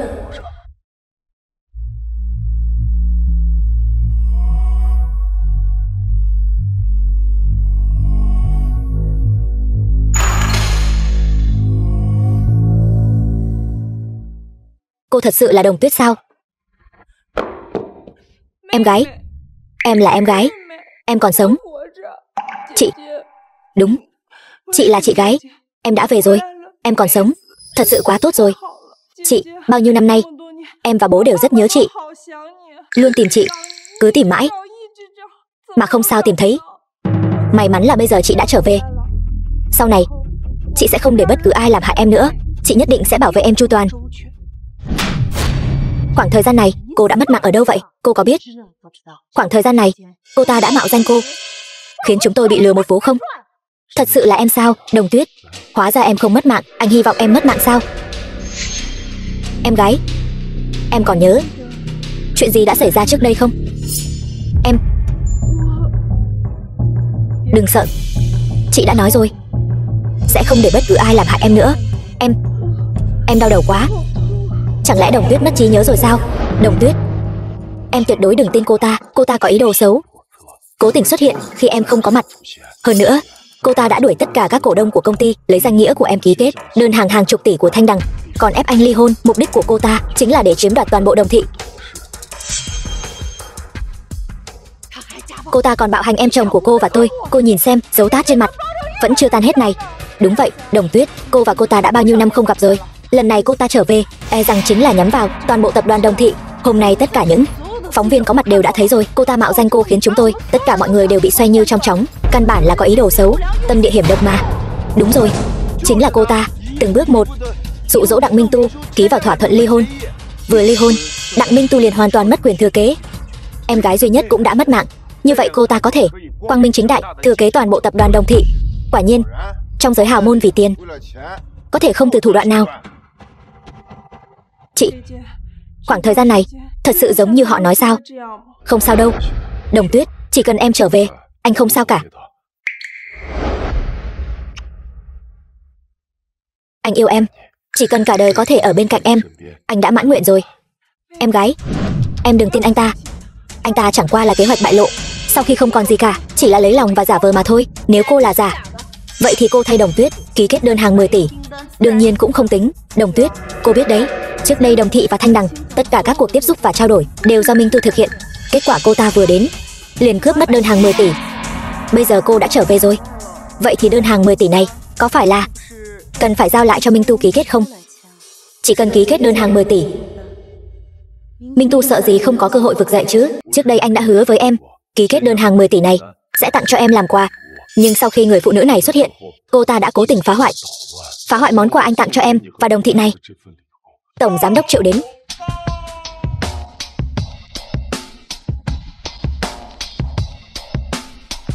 Vị này chính là tổng giám đốc Triệu của tập đoàn Thanh Đằng. Tổng giám đốc Triệu, bây giờ Đồng Tuyết thật sự đã trở về rồi, chúng ta có thể ký lại hợp đồng không? Cho dù là ký lại hợp đồng thì cũng phải do em gái tôi là Đồng Tuyết ký. Hơn nữa phải thêm một điều khoản, Đặng Minh Tu vĩnh viễn không được dưới bất kỳ hình thức nào thừa kế Đồng Thị. Cô mạnh miệng thật đấy. Cô nghĩ cô là ai chứ? Còn vọng tưởng thao túng người của tập đoàn Thanh Đằng. Triệu Chí Hằng, vậy xin mời ông nói cho tất cả mọi người biết lời tôi nói rốt cuộc có tính hay không. Tổng giám đốc Triệu, loại người giả thần giả quỷ, lấy danh nghĩa tập đoàn Thanh Đằng đi lừa đảo như thế này thì nên bị đánh mất mạng ngay tại chỗ. Đồ đàn bà thối tha, dám đối đầu với tôi, cô cũng xứng sao? Ý của cô ấy cũng chính là ý của tôi. Ông nói gì? Thế nào, nghe rõ chưa? Tổng giám đốc Triệu, sao ông lại cung kính với cô ta như vậy? Chắc chắn hai người các người đang cấu kết với nhau, cùng nhau mượn danh tập đoàn Thanh Đằng để hù dọa người khác. Ở đây ai cũng biết chủ tịch tập đoàn Thanh Đằng là người phi phàm. Những người từng gặp cô ấy cũng chỉ đếm trên đầu ngón tay. Cô chắc chắn là có điểm yếu của tổng giám đốc Triệu trong tay. Ông ấy mới ở đây diễn kịch cùng cô, đúng không? Chẳng lẽ nói cô là tình nhân của tổng giám đốc Triệu sao? Nếu còn dám nói bậy thì sẽ không chỉ là một cái tát đơn giản như vậy nữa đâu. Các người đừng đoán nữa. Mối quan hệ giữa tôi và chủ tịch tập đoàn Thanh Đằng là điều mà các người nằm mơ cũng không dám nghĩ tới. Có bản lĩnh thì các người hãy mời chủ tịch của tập đoàn Thanh Đằng đến đây để cô ấy đích thân làm chứng cho các người. Nếu không, sự sỉ nhục mà tôi phải chịu hôm nay nhất định phải nói cho cô ấy biết, để cô ấy giúp tôi đòi lại công bằng. Cô chắc chắn muốn mời chủ tịch của tập đoàn Thanh Đằng ra mặt sao? E rằng các người không mời được đâu. Được, nhưng cô đừng hối hận. Chủ tịch tập đoàn Thanh Đằng, xin mời cô. Sao có thể chứ? Cô là chủ tịch tập đoàn Thanh Đằng sao? Chị... Đúng vậy, tôi chính là chủ tịch tập đoàn Thanh Đằng, Kiều An An. Không thể nào. Chắc chắn là hai kẻ gian phu dâm phụ các người đang diễn kịch ở đây, còn vọng tưởng qua mặt được mọi người. Hỗn xược, thân phận của chủ tịch tập đoàn Thanh Đằng cao quý biết bao. Không đến lượt cô ở đây mà bình phẩm, ai cũng biết thân phận của chủ tịch tập đoàn Thanh Đằng có trọng lượng đến mức nào. Trừ khi tôi thực sự không muốn sống nữa mới dám giữa ban ngày ban mặt mạo danh cô ấy. Chị thật sự là chủ tịch tập đoàn Thanh Đằng sao? Đúng vậy, đơn hàng hàng chục tỷ này vốn dĩ cũng là món quà mà chị muốn tặng cho em. Vì vậy, đơn hàng này nhất định phải do em ký. Đặng Minh Tu có ý đồ bất chính, tâm địa độc ác. Hắn không xứng thay em ký hợp đồng, càng không xứng làm chồng của em. Hôn sự hôm nay, nhà họ Đồng chúng tôi nhất định sẽ hủy bỏ. Đồng Tuyết, em đừng nghe cô ta nói bậy. Anh có yêu em hay không, chính em là người rõ nhất. Người phụ nữ này xuất hiện chỉ muốn chia rẽ mối quan hệ giữa chúng ta. Cô ta mới là kẻ có ý đồ bất chính. Cô ta là có mưu đồ khác. Anh nói tôi có ý đồ bất chính sao? Là trưởng nữ nhà họ Đồng, tôi sở hữu một nửa quyền thừa kế của Đồng Thị. Huống chi, tôi còn nắm giữ toàn bộ tập đoàn Thanh Đằng, tài sản hàng năm vượt 100 tỷ. Anh nói tôi hao tâm tổn trí là có ý đồ khác sao? Tôi có thể mưu đồ gì ở anh? Chẳng lẽ là mưu đồ sự nghèo khó của anh, sao? Nếu cô ấy thật sự là chủ tịch của Thanh Đằng, tiền tài vô số, thì sẽ mưu đồ một nhà họ Đồng nhỏ bé sao? Đúng vậy, chuyện này căn bản không thể nào được. Vậy đoạn phim đánh người vừa rồi là sao chứ? Đó là hắn ta ỷ vào em gái tôi thích hắn, yêu hắn, hơn nữa là để thỏa mãn chủ nghĩa đàn ông ích kỷ trong lòng hắn. Bên ngoài thì vâng lời em gái tôi 100%, đóng vai hình tượng người đàn ông tốt, người chồng tốt. Thực chất ở nhà lại dung túng mẹ chồng và em chồng, sỉ nhục đánh đập cô ấy. Nói bậy, cô có bằng chứng gì? Muốn bằng chứng phải không? Không phải nói là đã mất mạng rồi sao? Sao lại quay về rồi? Đúng vậy, mất mạng sao không đi luôn đi? Hại anh hai mấy ngày nay không ngủ ngon, về rồi thì làm việc đi. 2 ngày nay cô không có ở đây, cầu thang cũng không ai lau, bẩn quá đi mất. Từng chút một dùng tay lau, nếu có một chút bụi thì cô xong đời. Đủ rồi, cái gia đình này đúng là giỏi diễn kịch. Trước mặt một đằng, sau lưng một nẻo. Tiểu thư nhà họ Đồng yêu hắn ta, sâu đậm đến thế. Theo tôi thấy, một tiểu thư khuê các như Đồng Tuyết, kiểu đàn ông nào mà không tìm được, cứ nhất định phải tìm một kẻ lòng lang dạ sói. Em gái, lần này em tin chị rồi chứ? Đồng Tuyết, chuyện này là anh đã không để ý đến em, sau này anh nhất định sẽ yêu em, bảo vệ em cũng yêu anh mà. Đúng không? Em đã từng nói sẽ yêu anh trọn đời trọn kiếp đấy. Nếu đã như vậy, thì tại sao anh còn muốn hại em? Cái gì? Anh hại em cái gì chứ? Không biết sao? Vậy để tôi nhắc cho anh. Ngày 25 tháng 4, kỷ niệm 7 năm của chúng ta, vào đêm kỷ niệm ngày cưới, anh đã lừa tôi ra biển, dẫn tôi lặn xuống biển, cuối cùng nhốt tôi vào chiếc lồng, ngắm cảnh dưới đáy biển, muốn dìm tôi mất mạng. Em không mất trí nhớ sao?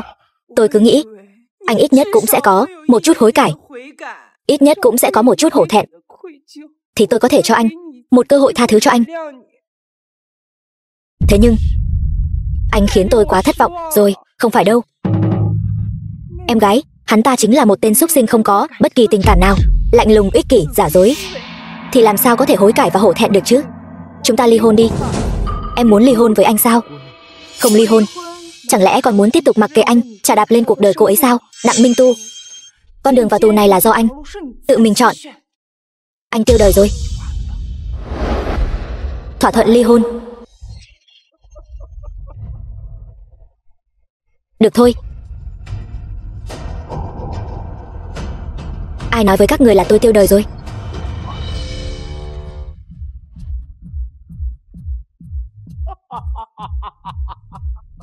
Kẻ tiêu đời là các người, chứ không phải tôi. Lên.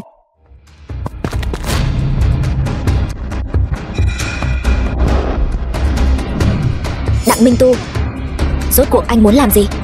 Hôm nay chính là ngày tàn của các người. Chẳng lẽ muốn lấy mạng người để bịt đầu mối sao? Đúng vậy. Thế nào? Nơi này đã bị người của tôi bao vây kín mít rồi. Chỉ cần lấy mạng các người, sau đó phóng một trận hỏa hoạn lớn, bịt miệng tất cả mọi người. Sau khi ra ngoài, tôi sẽ là người thừa kế duy nhất của tập đoàn Đồng Thị. Toàn bộ Đồng Thị, bao gồm cả tập đoàn Thanh Đằng của cô, đều là của tôi. Tổng giám đốc Đặng, chuyện này không liên quan gì đến chúng tôi cả. Anh không thể làm hại người vô tội được. Vậy thì câm miệng lại cho tôi. Chuyện ngày hôm nay không được phép nói ra một chữ nào. Một lũ ngu ngốc. Đợi tôi xử lý xong 2 chị em nhà họ Đồng này, tôi sẽ xử lý các người. Chị đừng sợ, bọn họ sẽ không làm hại chúng ta đâu. Mất mạng đến nơi rồi mà còn dám nói khoác sao? Vậy thì theo chị gái tốt của cô mà đi theo cái lão già Đoàn Mạnh kia đi. Lên.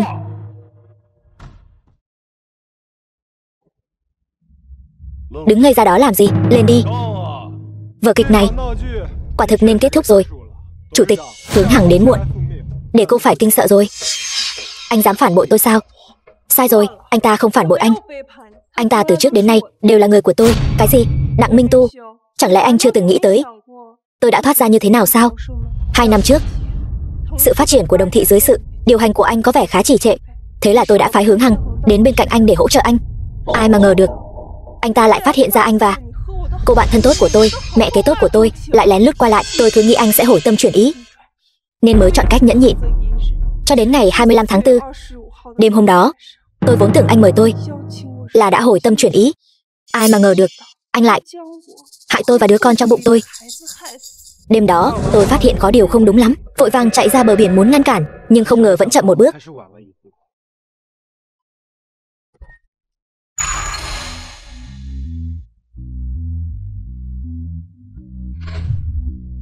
Chủ tịch Đồng, tỉnh lại đi Chủ tịch Đồng.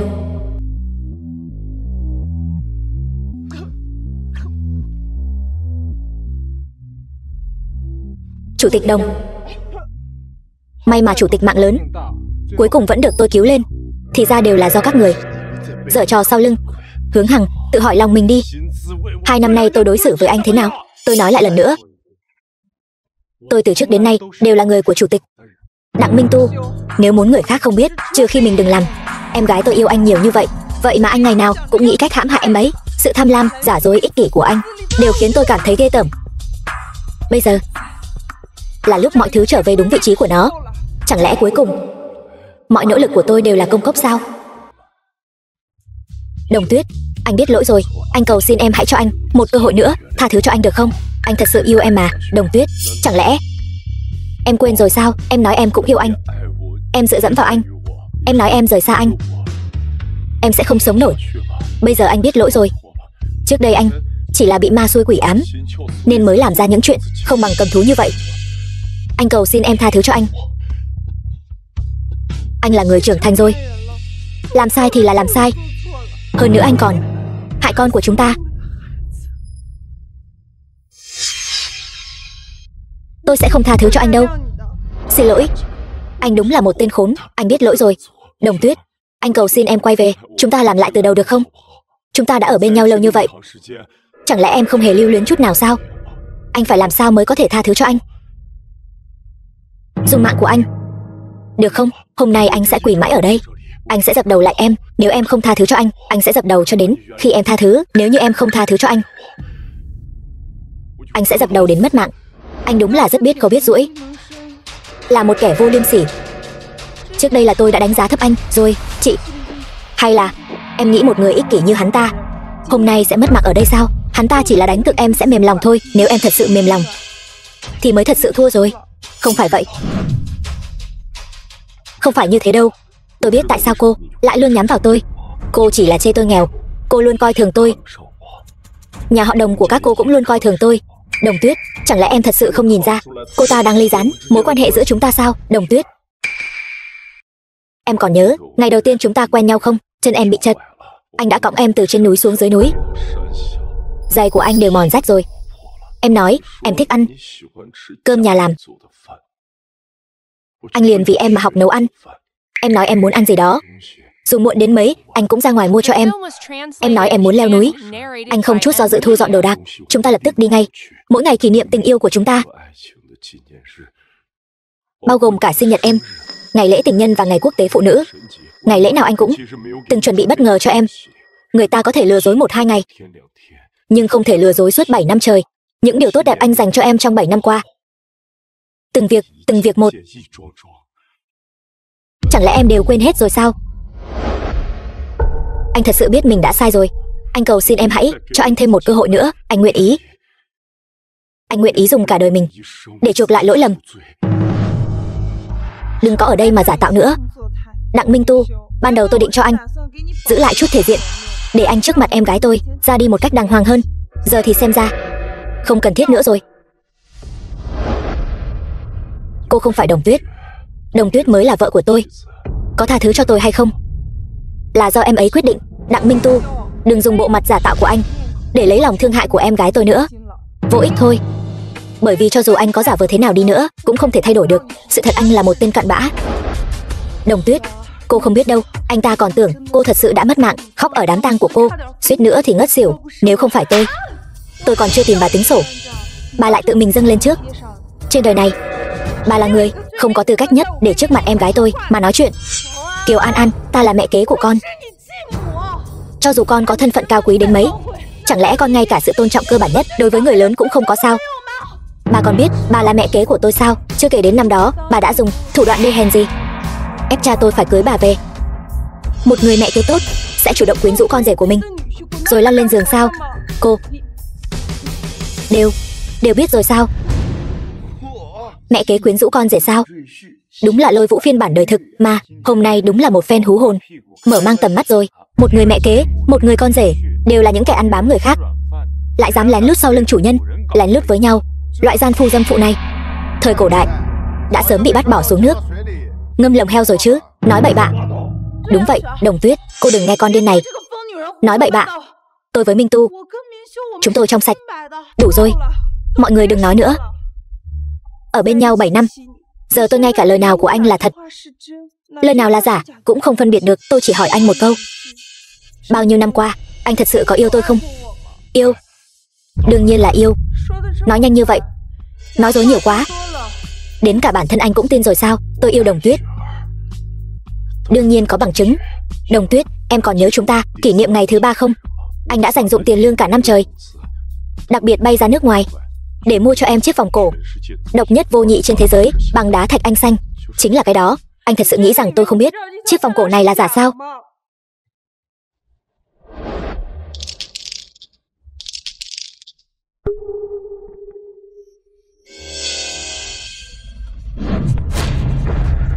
Minh Tu, em thấy ở chỗ Đồng Tuyết cũng có một chiếc vòng đá thạch anh xanh y hệt. Sao có thể như vậy? Cái anh tặng em này không lẽ là đồ giả sao? Đồ giả đương nhiên là ở chỗ Đồng Tuyết, trong tay người phụ nữ ngốc nghếch đó. Còn về cái thật, chỉ có em mới xứng đáng. Ghét quá đi, còn có chuyện đáng ghét hơn nữa cơ. Đồng Tuyết, cô dám tìm người chụp lén tôi sao? Muốn người không biết, trừ khi mình đừng làm. Đặng Minh Tu, anh thật sự khiến tôi cảm thấy ghê tởm. Đồng Tuyết, em nghe anh giải thích đã. Vậy còn căn nhà đó thì sao? Em nói em muốn có một gia đình nhỏ của riêng mình. Anh đã tiêu hết tất cả tiền tiết kiệm của mình. Anh đã mua một căn hộ để tặng em. Hơn nữa, anh còn lên kế hoạch làm một phòng trẻ sơ sinh. Căn nhà đó thật sự là của anh sao? Hợp đồng mua bán nhà đất. Căn nhà đó là anh đã lợi dụng danh nghĩa của tập đoàn Đồng Thị, ép buộc chủ nhà cho thuê với giá thấp cho anh. Ngay cả cái gọi là giấy chứng nhận quyền sở hữu nhà đất cũng chỉ là tìm người làm giấy tờ giả mà thôi. Đặng Minh Tu, anh cái tên đàn ông tồi tệ đầy dẫy lời nói dối này, bây giờ còn gì để nói nữa không? Còn đứng ngây ra đó làm gì? Người đâu? Tống hắn vào tù. Khoan đã, anh nhớ ra rồi. Còn một lần nữa, lễ thất tịch. Em nói em muốn đi leo núi, anh đã bỏ hết mọi công việc trong tay, anh đã đi cùng em. Chuyện này chắc sẽ không có gì sai sót chứ? Leo núi sao? Đặng Minh Tu, nếu không phải tôi đã sớm có sự chuẩn bị, e rằng ngày leo núi đó tôi đã mất mạng rồi. Ngày mai đã chuẩn bị xong hết chưa? Yên tâm đi, đã sắp xếp xong hết rồi. Ngày mai tôi sẽ đưa cô ta đi leo núi, giả vờ chụp ảnh cho cô ta, sau đó đẩy cô ta xuống vách núi. Vách núi cao như vậy, trượt chân ngã xuống, chắc sẽ không có vấn đề gì. Bên ngoài các người là vợ chồng ân ái, ai có thể nghĩ được là anh đã đẩy cô ta xuống đó chứ? Kẻ nào ngăn cản tôi kế thừa Đồng Thị đều phải mất mạng. Chồng, em thế này có đẹp không? Đợi một chút, anh giúp em điều chỉnh lại vị trí một chút nữa nhé.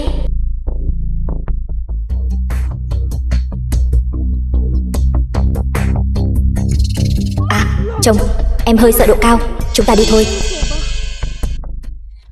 Đặng Minh Tu, khi anh không hề hay biết, tôi đã cho anh vô số cơ hội. Kết quả không ngờ rằng sự khoan dung hết lần này đến lần khác của tôi dành cho anh lại từng bước đẩy tôi xuống vực sâu. Đặng Minh Tu, giờ còn gì để chối cãi nữa không?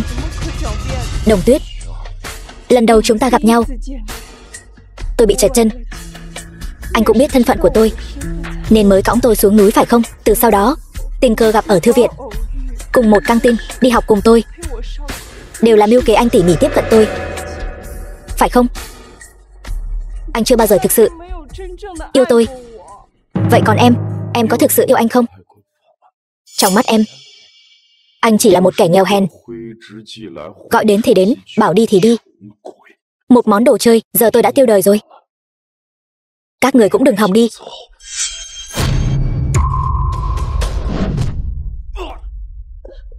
Chị không sao chứ? Chị đã nói rồi, sau này sẽ không để em phải chịu bất kỳ tổn thương nào nữa. Trước đây là chị đã không bảo vệ tốt cho em, suýt chút nữa mất em. Sau này chị sẽ bảo vệ em chu toàn, đặc biệt là hắn ta. Sau này chị sẽ không để hắn ta làm em tổn thương dù chỉ một chút. Tình chị em thật sâu đậm. Gia đình các người đúng là yêu thương nhau thật đấy. Vậy thì trong mắt các người, người ngoài không phải là người sao? Tôi ở rể nhà họ Đồng tròn 7 năm. Các người có biết 7 năm này tôi đã sống như thế nào không? 7 năm này, lẽ nào tôi đã bạc đãi anh? Nhà họ Đồng bạc đãi anh sao? Anh nói anh muốn khởi nghiệp, tôi liền lấy hết tất cả tiền riêng cho anh. Anh nói anh muốn vào công ty, tôi liền quỳ xuống cầu xin bố để anh vào công ty. 2 năm nay lại buông tay giao Đồng Thị cho anh quản lý. Rốt cuộc anh còn gì không hài lòng nữa? Đừng giả nhân giả nghĩa nữa. Hôm nay tôi sẽ trước mặt tất cả mọi người vạch trần nhà họ Đồng.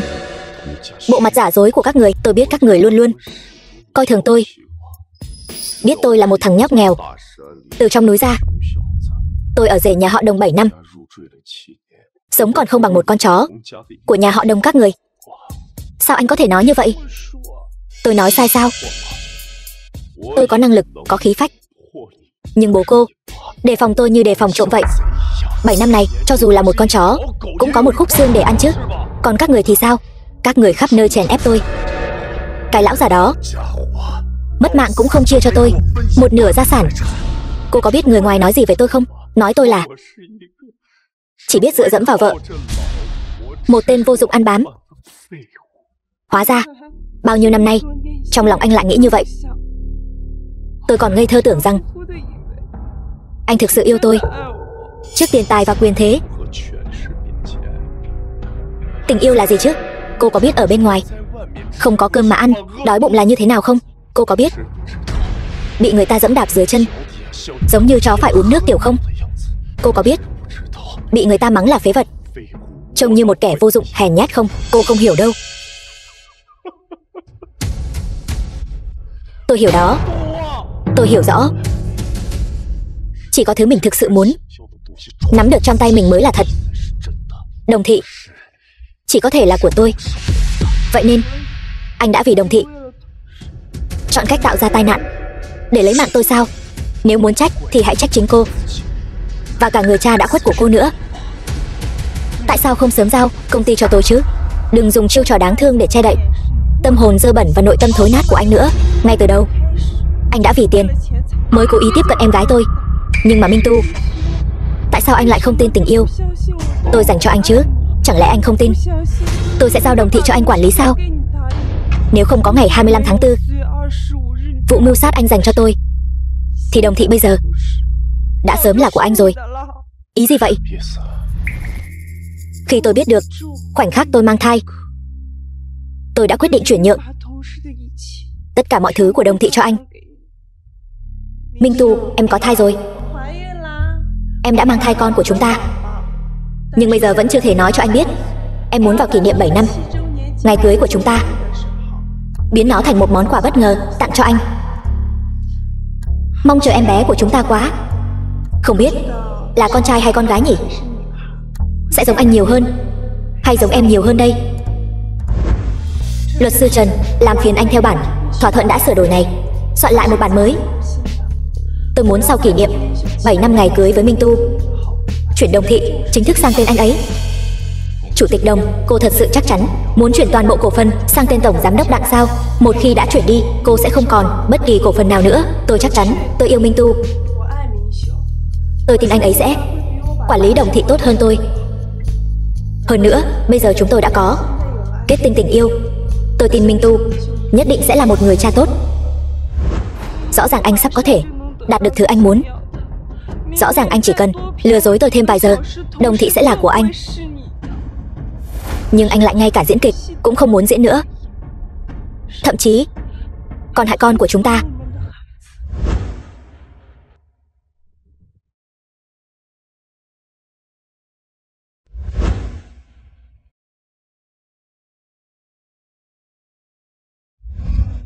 Không thể nào. Không thể nào. Tất cả những gì anh muốn lại là thứ em gái tôi không hề quan tâm nhất.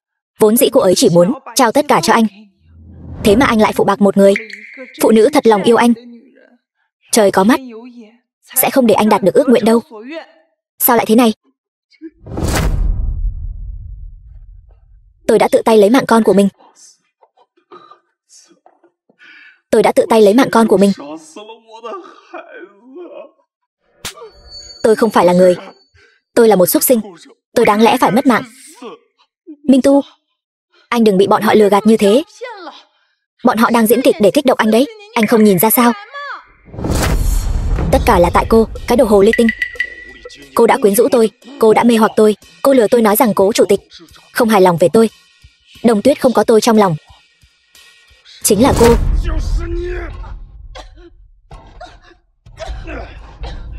Đồ khốn nạn. Rõ ràng là anh muốn nuốt trọn tập đoàn Đồng Thị. Nếu không phải tôi ngày nào cũng ở bên cạnh lão già đó thổi gió bên tai cho anh. Anh nghĩ anh có thể nhanh chóng ngồi lên vị trí phó tổng giám đốc sao? Cô đã hủy hoại tôi, còn hại tôi lấy mạng con của tôi và Đồng Tuyết. Hôm nay là lúc mọi thứ nên trở về đúng vị trí của nó, chấm dứt hoàn toàn vở kịch này. Đưa đi. Các người làm gì vậy? Buông tôi ra, tôi là mẹ kế của các người. Sao các người có thể đối xử với tôi như vậy? Buông tôi ra. Đồng Tuyết, anh cầu xin em, hãy cho anh một cơ hội nữa. Em tha thứ cho anh đi, chúng ta làm lại từ đầu có được không? Nếu em không tin lời anh, em hãy lấy mạng anh ngay bây giờ đi. Mất em, anh cũng không thể sống được nữa. Anh chỉ cầu xin em hãy cho anh một sự ra đi nhanh chóng. Còn đứng ngây ra đó làm gì? Đưa anh ta đi, đưa đến đồn cảnh sát. Đồng Tuyết, anh cầu xin em. Đồng Tuyết, khoan đã. Đồng Tuyết, chẳng lẽ em còn mềm lòng với tên khốn nạn này sao? Hắn không bao giờ bỏ được cái tật đó đâu. Chị, không sao, em sẽ không mềm lòng với anh ta đâu. Đặng Minh Tu, anh nói mất tôi còn đau khổ hơn mất mạng sao? Đồng Tuyết, nếu em không tin anh thì hãy dùng con dao găm này lấy mạng anh đi. Nào, đâm vào đây, anh tuyệt đối sẽ không né tránh. Một là lấy mạng anh, hai là ở bên anh. Hãy cho anh một sự ra đi nhanh chóng. Được, vậy tôi sẽ thành toàn cho anh.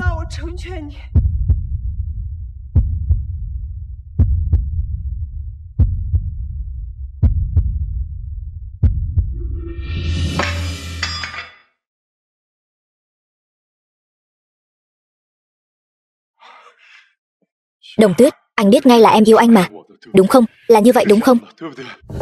Không, tôi không lấy mạng anh. Chỉ là không muốn máu của anh làm bẩn tay tôi. Từ hôm nay, 7 năm hôn nhân của chúng ta không ai nợ ai cả. Giữa hai chúng ta không còn bất kỳ mối liên hệ nào nữa. Chị, chúng ta đi thôi. Tất cả những chuyện xảy ra hôm nay không được phép nói ra một lời nào. Nếu có ai đó nói lung tung dẫn đến giá cổ phiếu của tập đoàn Đồng Thị bị ảnh hưởng, công sức của cha và em gái bị tổn thất, tập đoàn Thanh Đằng của tôi tuyệt đối sẽ không tha cho hắn. Rõ.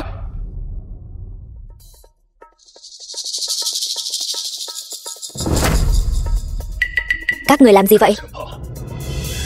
Làm gì sao? Đồ lòng lang dạ sói như anh, hại chúng tôi bị thu hồi cổ phần, còn bị đuổi khỏi Đồng Thị. Bây giờ chúng tôi không còn gì cả. Nếu không phải anh và người phụ nữ Hứa Văn kia lừa gạt dối trá, chúng tôi đâu đến nỗi sa sút thế này. Hôm nay không lấy mạng anh không đủ để hả giận. Đánh hắn mất mạng đi.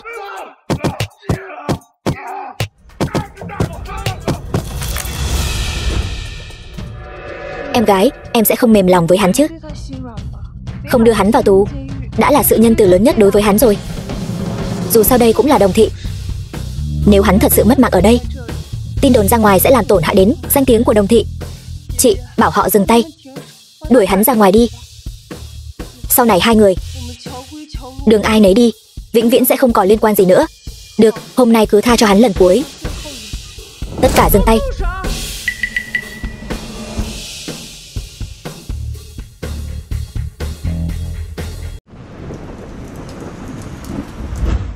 Chồng, anh rốt cuộc muốn đưa em đi đâu vậy? Bất ngờ chưa? Vâng.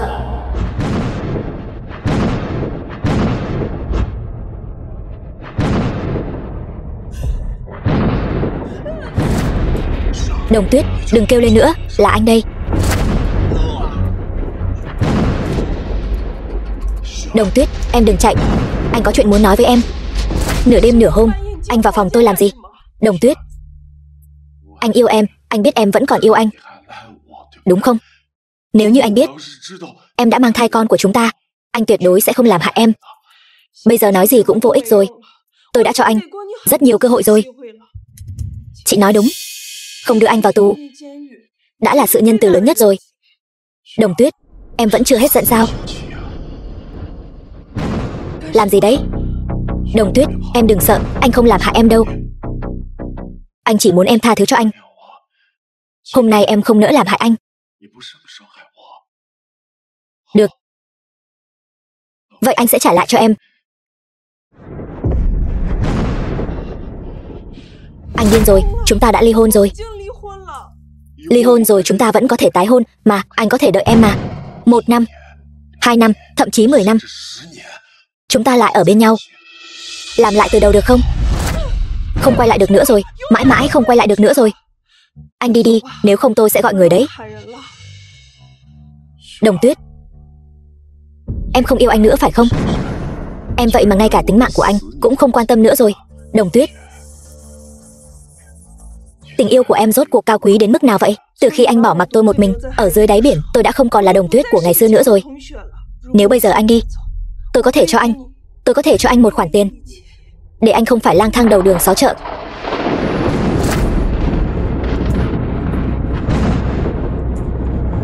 Nếu em không quan tâm tính mạng của anh, vậy thì em cứ mất mạng đi.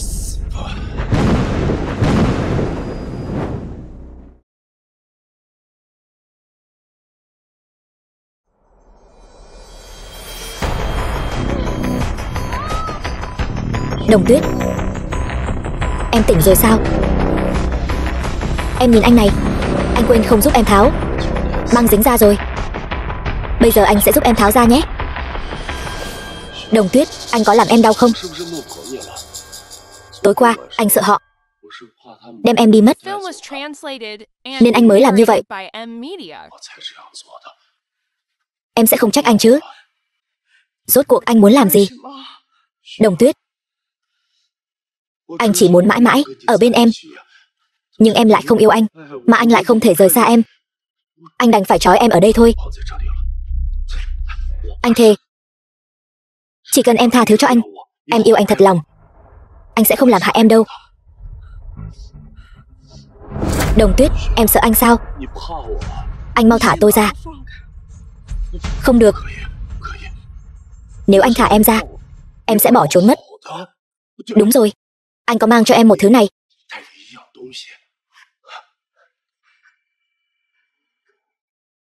Anh đã chuẩn bị một bộ quần áo cho con của chúng ta. Không phải em vẫn luôn rất muốn có một đứa con sao? Anh còn nghĩ cả tên rồi. Đặng Minh Tu, anh tỉnh táo lại đi. Đứa bé đã không còn nữa rồi. Khi anh nhốt tôi vào cái lồng dưới đáy biển thì đứa bé đã không còn nữa rồi. Bây giờ anh giả vờ làm những thứ này thì còn ý nghĩa gì nữa? Không phải đâu. Đứa bé đó không còn nữa. Chúng ta vẫn có thể có thêm mà. Chỉ cần chúng ta yêu thương nhau, chúng ta có thể có rất nhiều con. Em muốn bao nhiêu đứa con cũng được mà. Anh thả tôi ra đi. Chị phát hiện tôi không có ở nhà sẽ nhanh chóng tìm đến thôi. Sao bây giờ em lại trở nên nhẫn tâm như vậy chứ? Không phải trước đây em rất yêu anh sao? Em vì anh đến cả mạng sống cũng không cần. Nhưng bây giờ em đã thay đổi rồi. Là anh. Từ đầu đến cuối anh chỉ lợi dụng tôi thôi. Người anh yêu không phải là tôi. Người anh yêu chỉ là tiền của nhà họ Đồng. Người thay đổi không phải là tôi mà là anh. Nhưng bây giờ anh yêu em, anh sẽ mãi mãi yêu em. Anh cầu xin em tha thứ cho anh được không? Đây là cách anh cầu xin tôi tha thứ sao?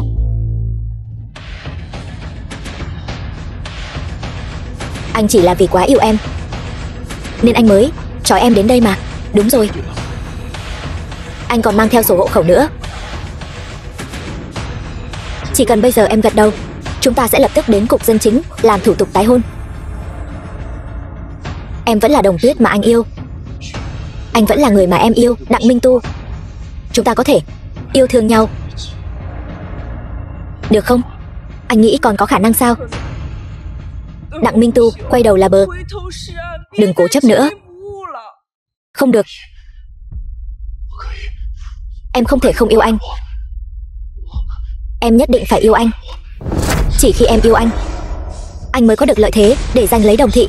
Anh mới có thể trở thành người mà ai ai cũng kính trọng, trở thành người đứng trên vạn người. Em nhất định phải yêu anh. Nghe rõ chưa?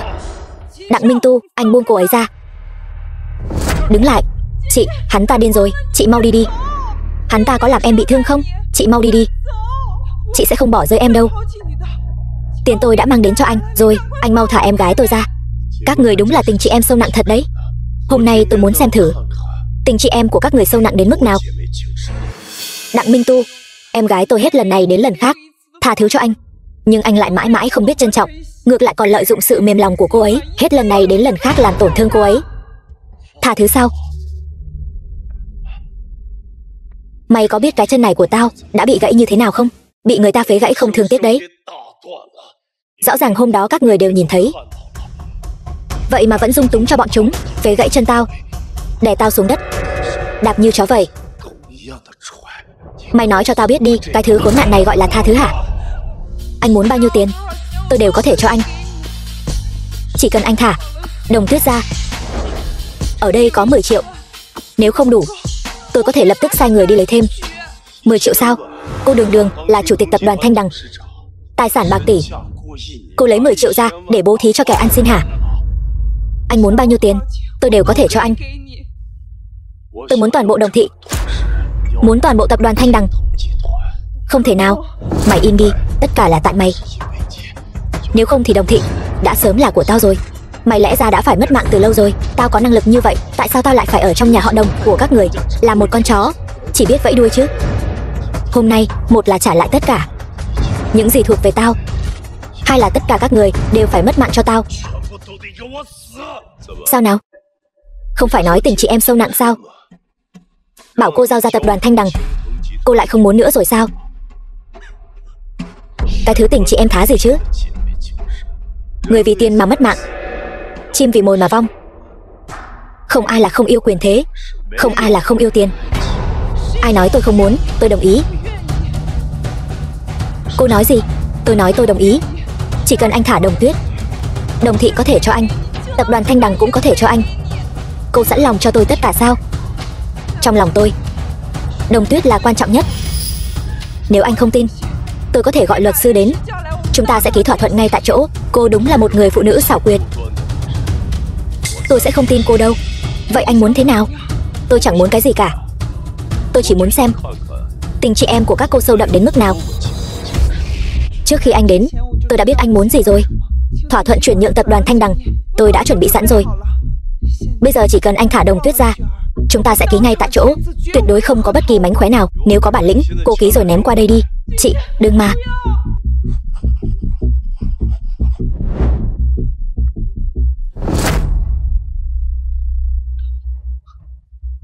Tập đoàn Thanh Đằng đã là của tôi rồi. Tập đoàn Thanh Đằng có tài chính hùng mạnh. Sau khi anh tiếp quản, Đồng thị chẳng qua chỉ là vật trong túi của anh thôi. Bây giờ tôi là chủ tịch của tập đoàn Thanh Đằng rồi. Tôi cuối cùng không cần phải nhìn sắc mặt của người khác nữa rồi. Bây giờ có thể thả Đồng Tuyết ra rồi chứ? Cô đúng là ngây thơ thật đấy. Thả các cô ra chẳng phải là tương đương với thả hổ về rừng sao? Anh có ý gì? Ý của Minh Tu đương nhiên là hôm nay các cô đều không thể đi được nữa. Hứa Văn, bà không phải đã bị đuổi khỏi Hải Thành và vĩnh viễn không được quay lại sao? Sao vậy? Chột dạ rồi hả? Sợ rồi sao? Hôm nay tôi đến đây để tìm các cô đòi nợ. Minh Tu, hôm nay không thể tha cho cả hai cô ta. Các người quả nhiên là vĩnh viễn không học được cách hối cải. Chị mau đi đi, đừng bận tâm đến em. Cầm miệng, cô đừng chạm vào em ấy, đừng nhúc nhích. Biết đây là gì không? Đây là axit đấy. Chỉ cần tôi làm thế này, nhẹ nhàng vặn mở ra, sau đó đổ lên mặt cô ta như thế này. Khuôn mặt xinh đẹp này của cô ta sẽ biến mất. Đừng mà, người đã khiến các người mất tất cả là tôi, không phải Đồng Tuyết. Có gì thì cứ nhắm vào tôi đây. Đúng là tình chị em sâu đậm thật đấy. Hôm nay tôi muốn xem giữa các cô rốt cuộc có tình cảm sâu đậm đến mức nào. Nếu không thì thế này, chúng ta chơi một trò chơi đi. Gọi là cô mất mạng thì cô ta sống. cô ta mất mạng thì cô sống. Nào. Chị đừng tin bọn họ. Không phải tình chị em sâu đậm sao? Sao hả? Sợ mất mạng rồi sao?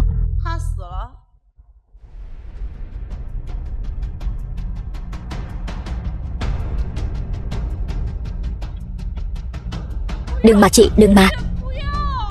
Biết tim ở đâu không? Nhắm cho kỹ vào.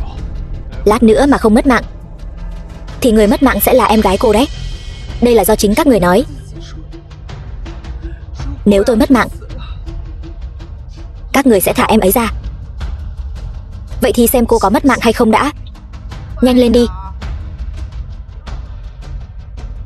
Chị.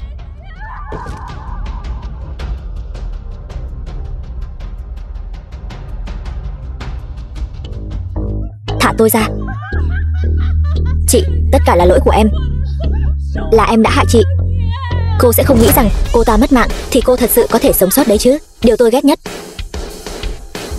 chính là khuôn mặt trong sáng vô tội này của cô. Hôm nay cô cũng đi chầu trời đi.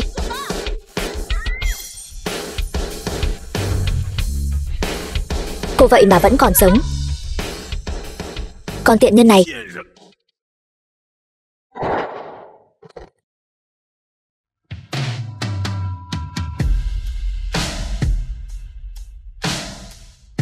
Em có bị thương không? Bọn họ có làm tổn thương em không? Chị, em không sao. Chúng ta mau đến bệnh viện đi. Chị không sao đâu. Vừa nãy chị nắm lấy mũi dao, không đâm vào bao nhiêu.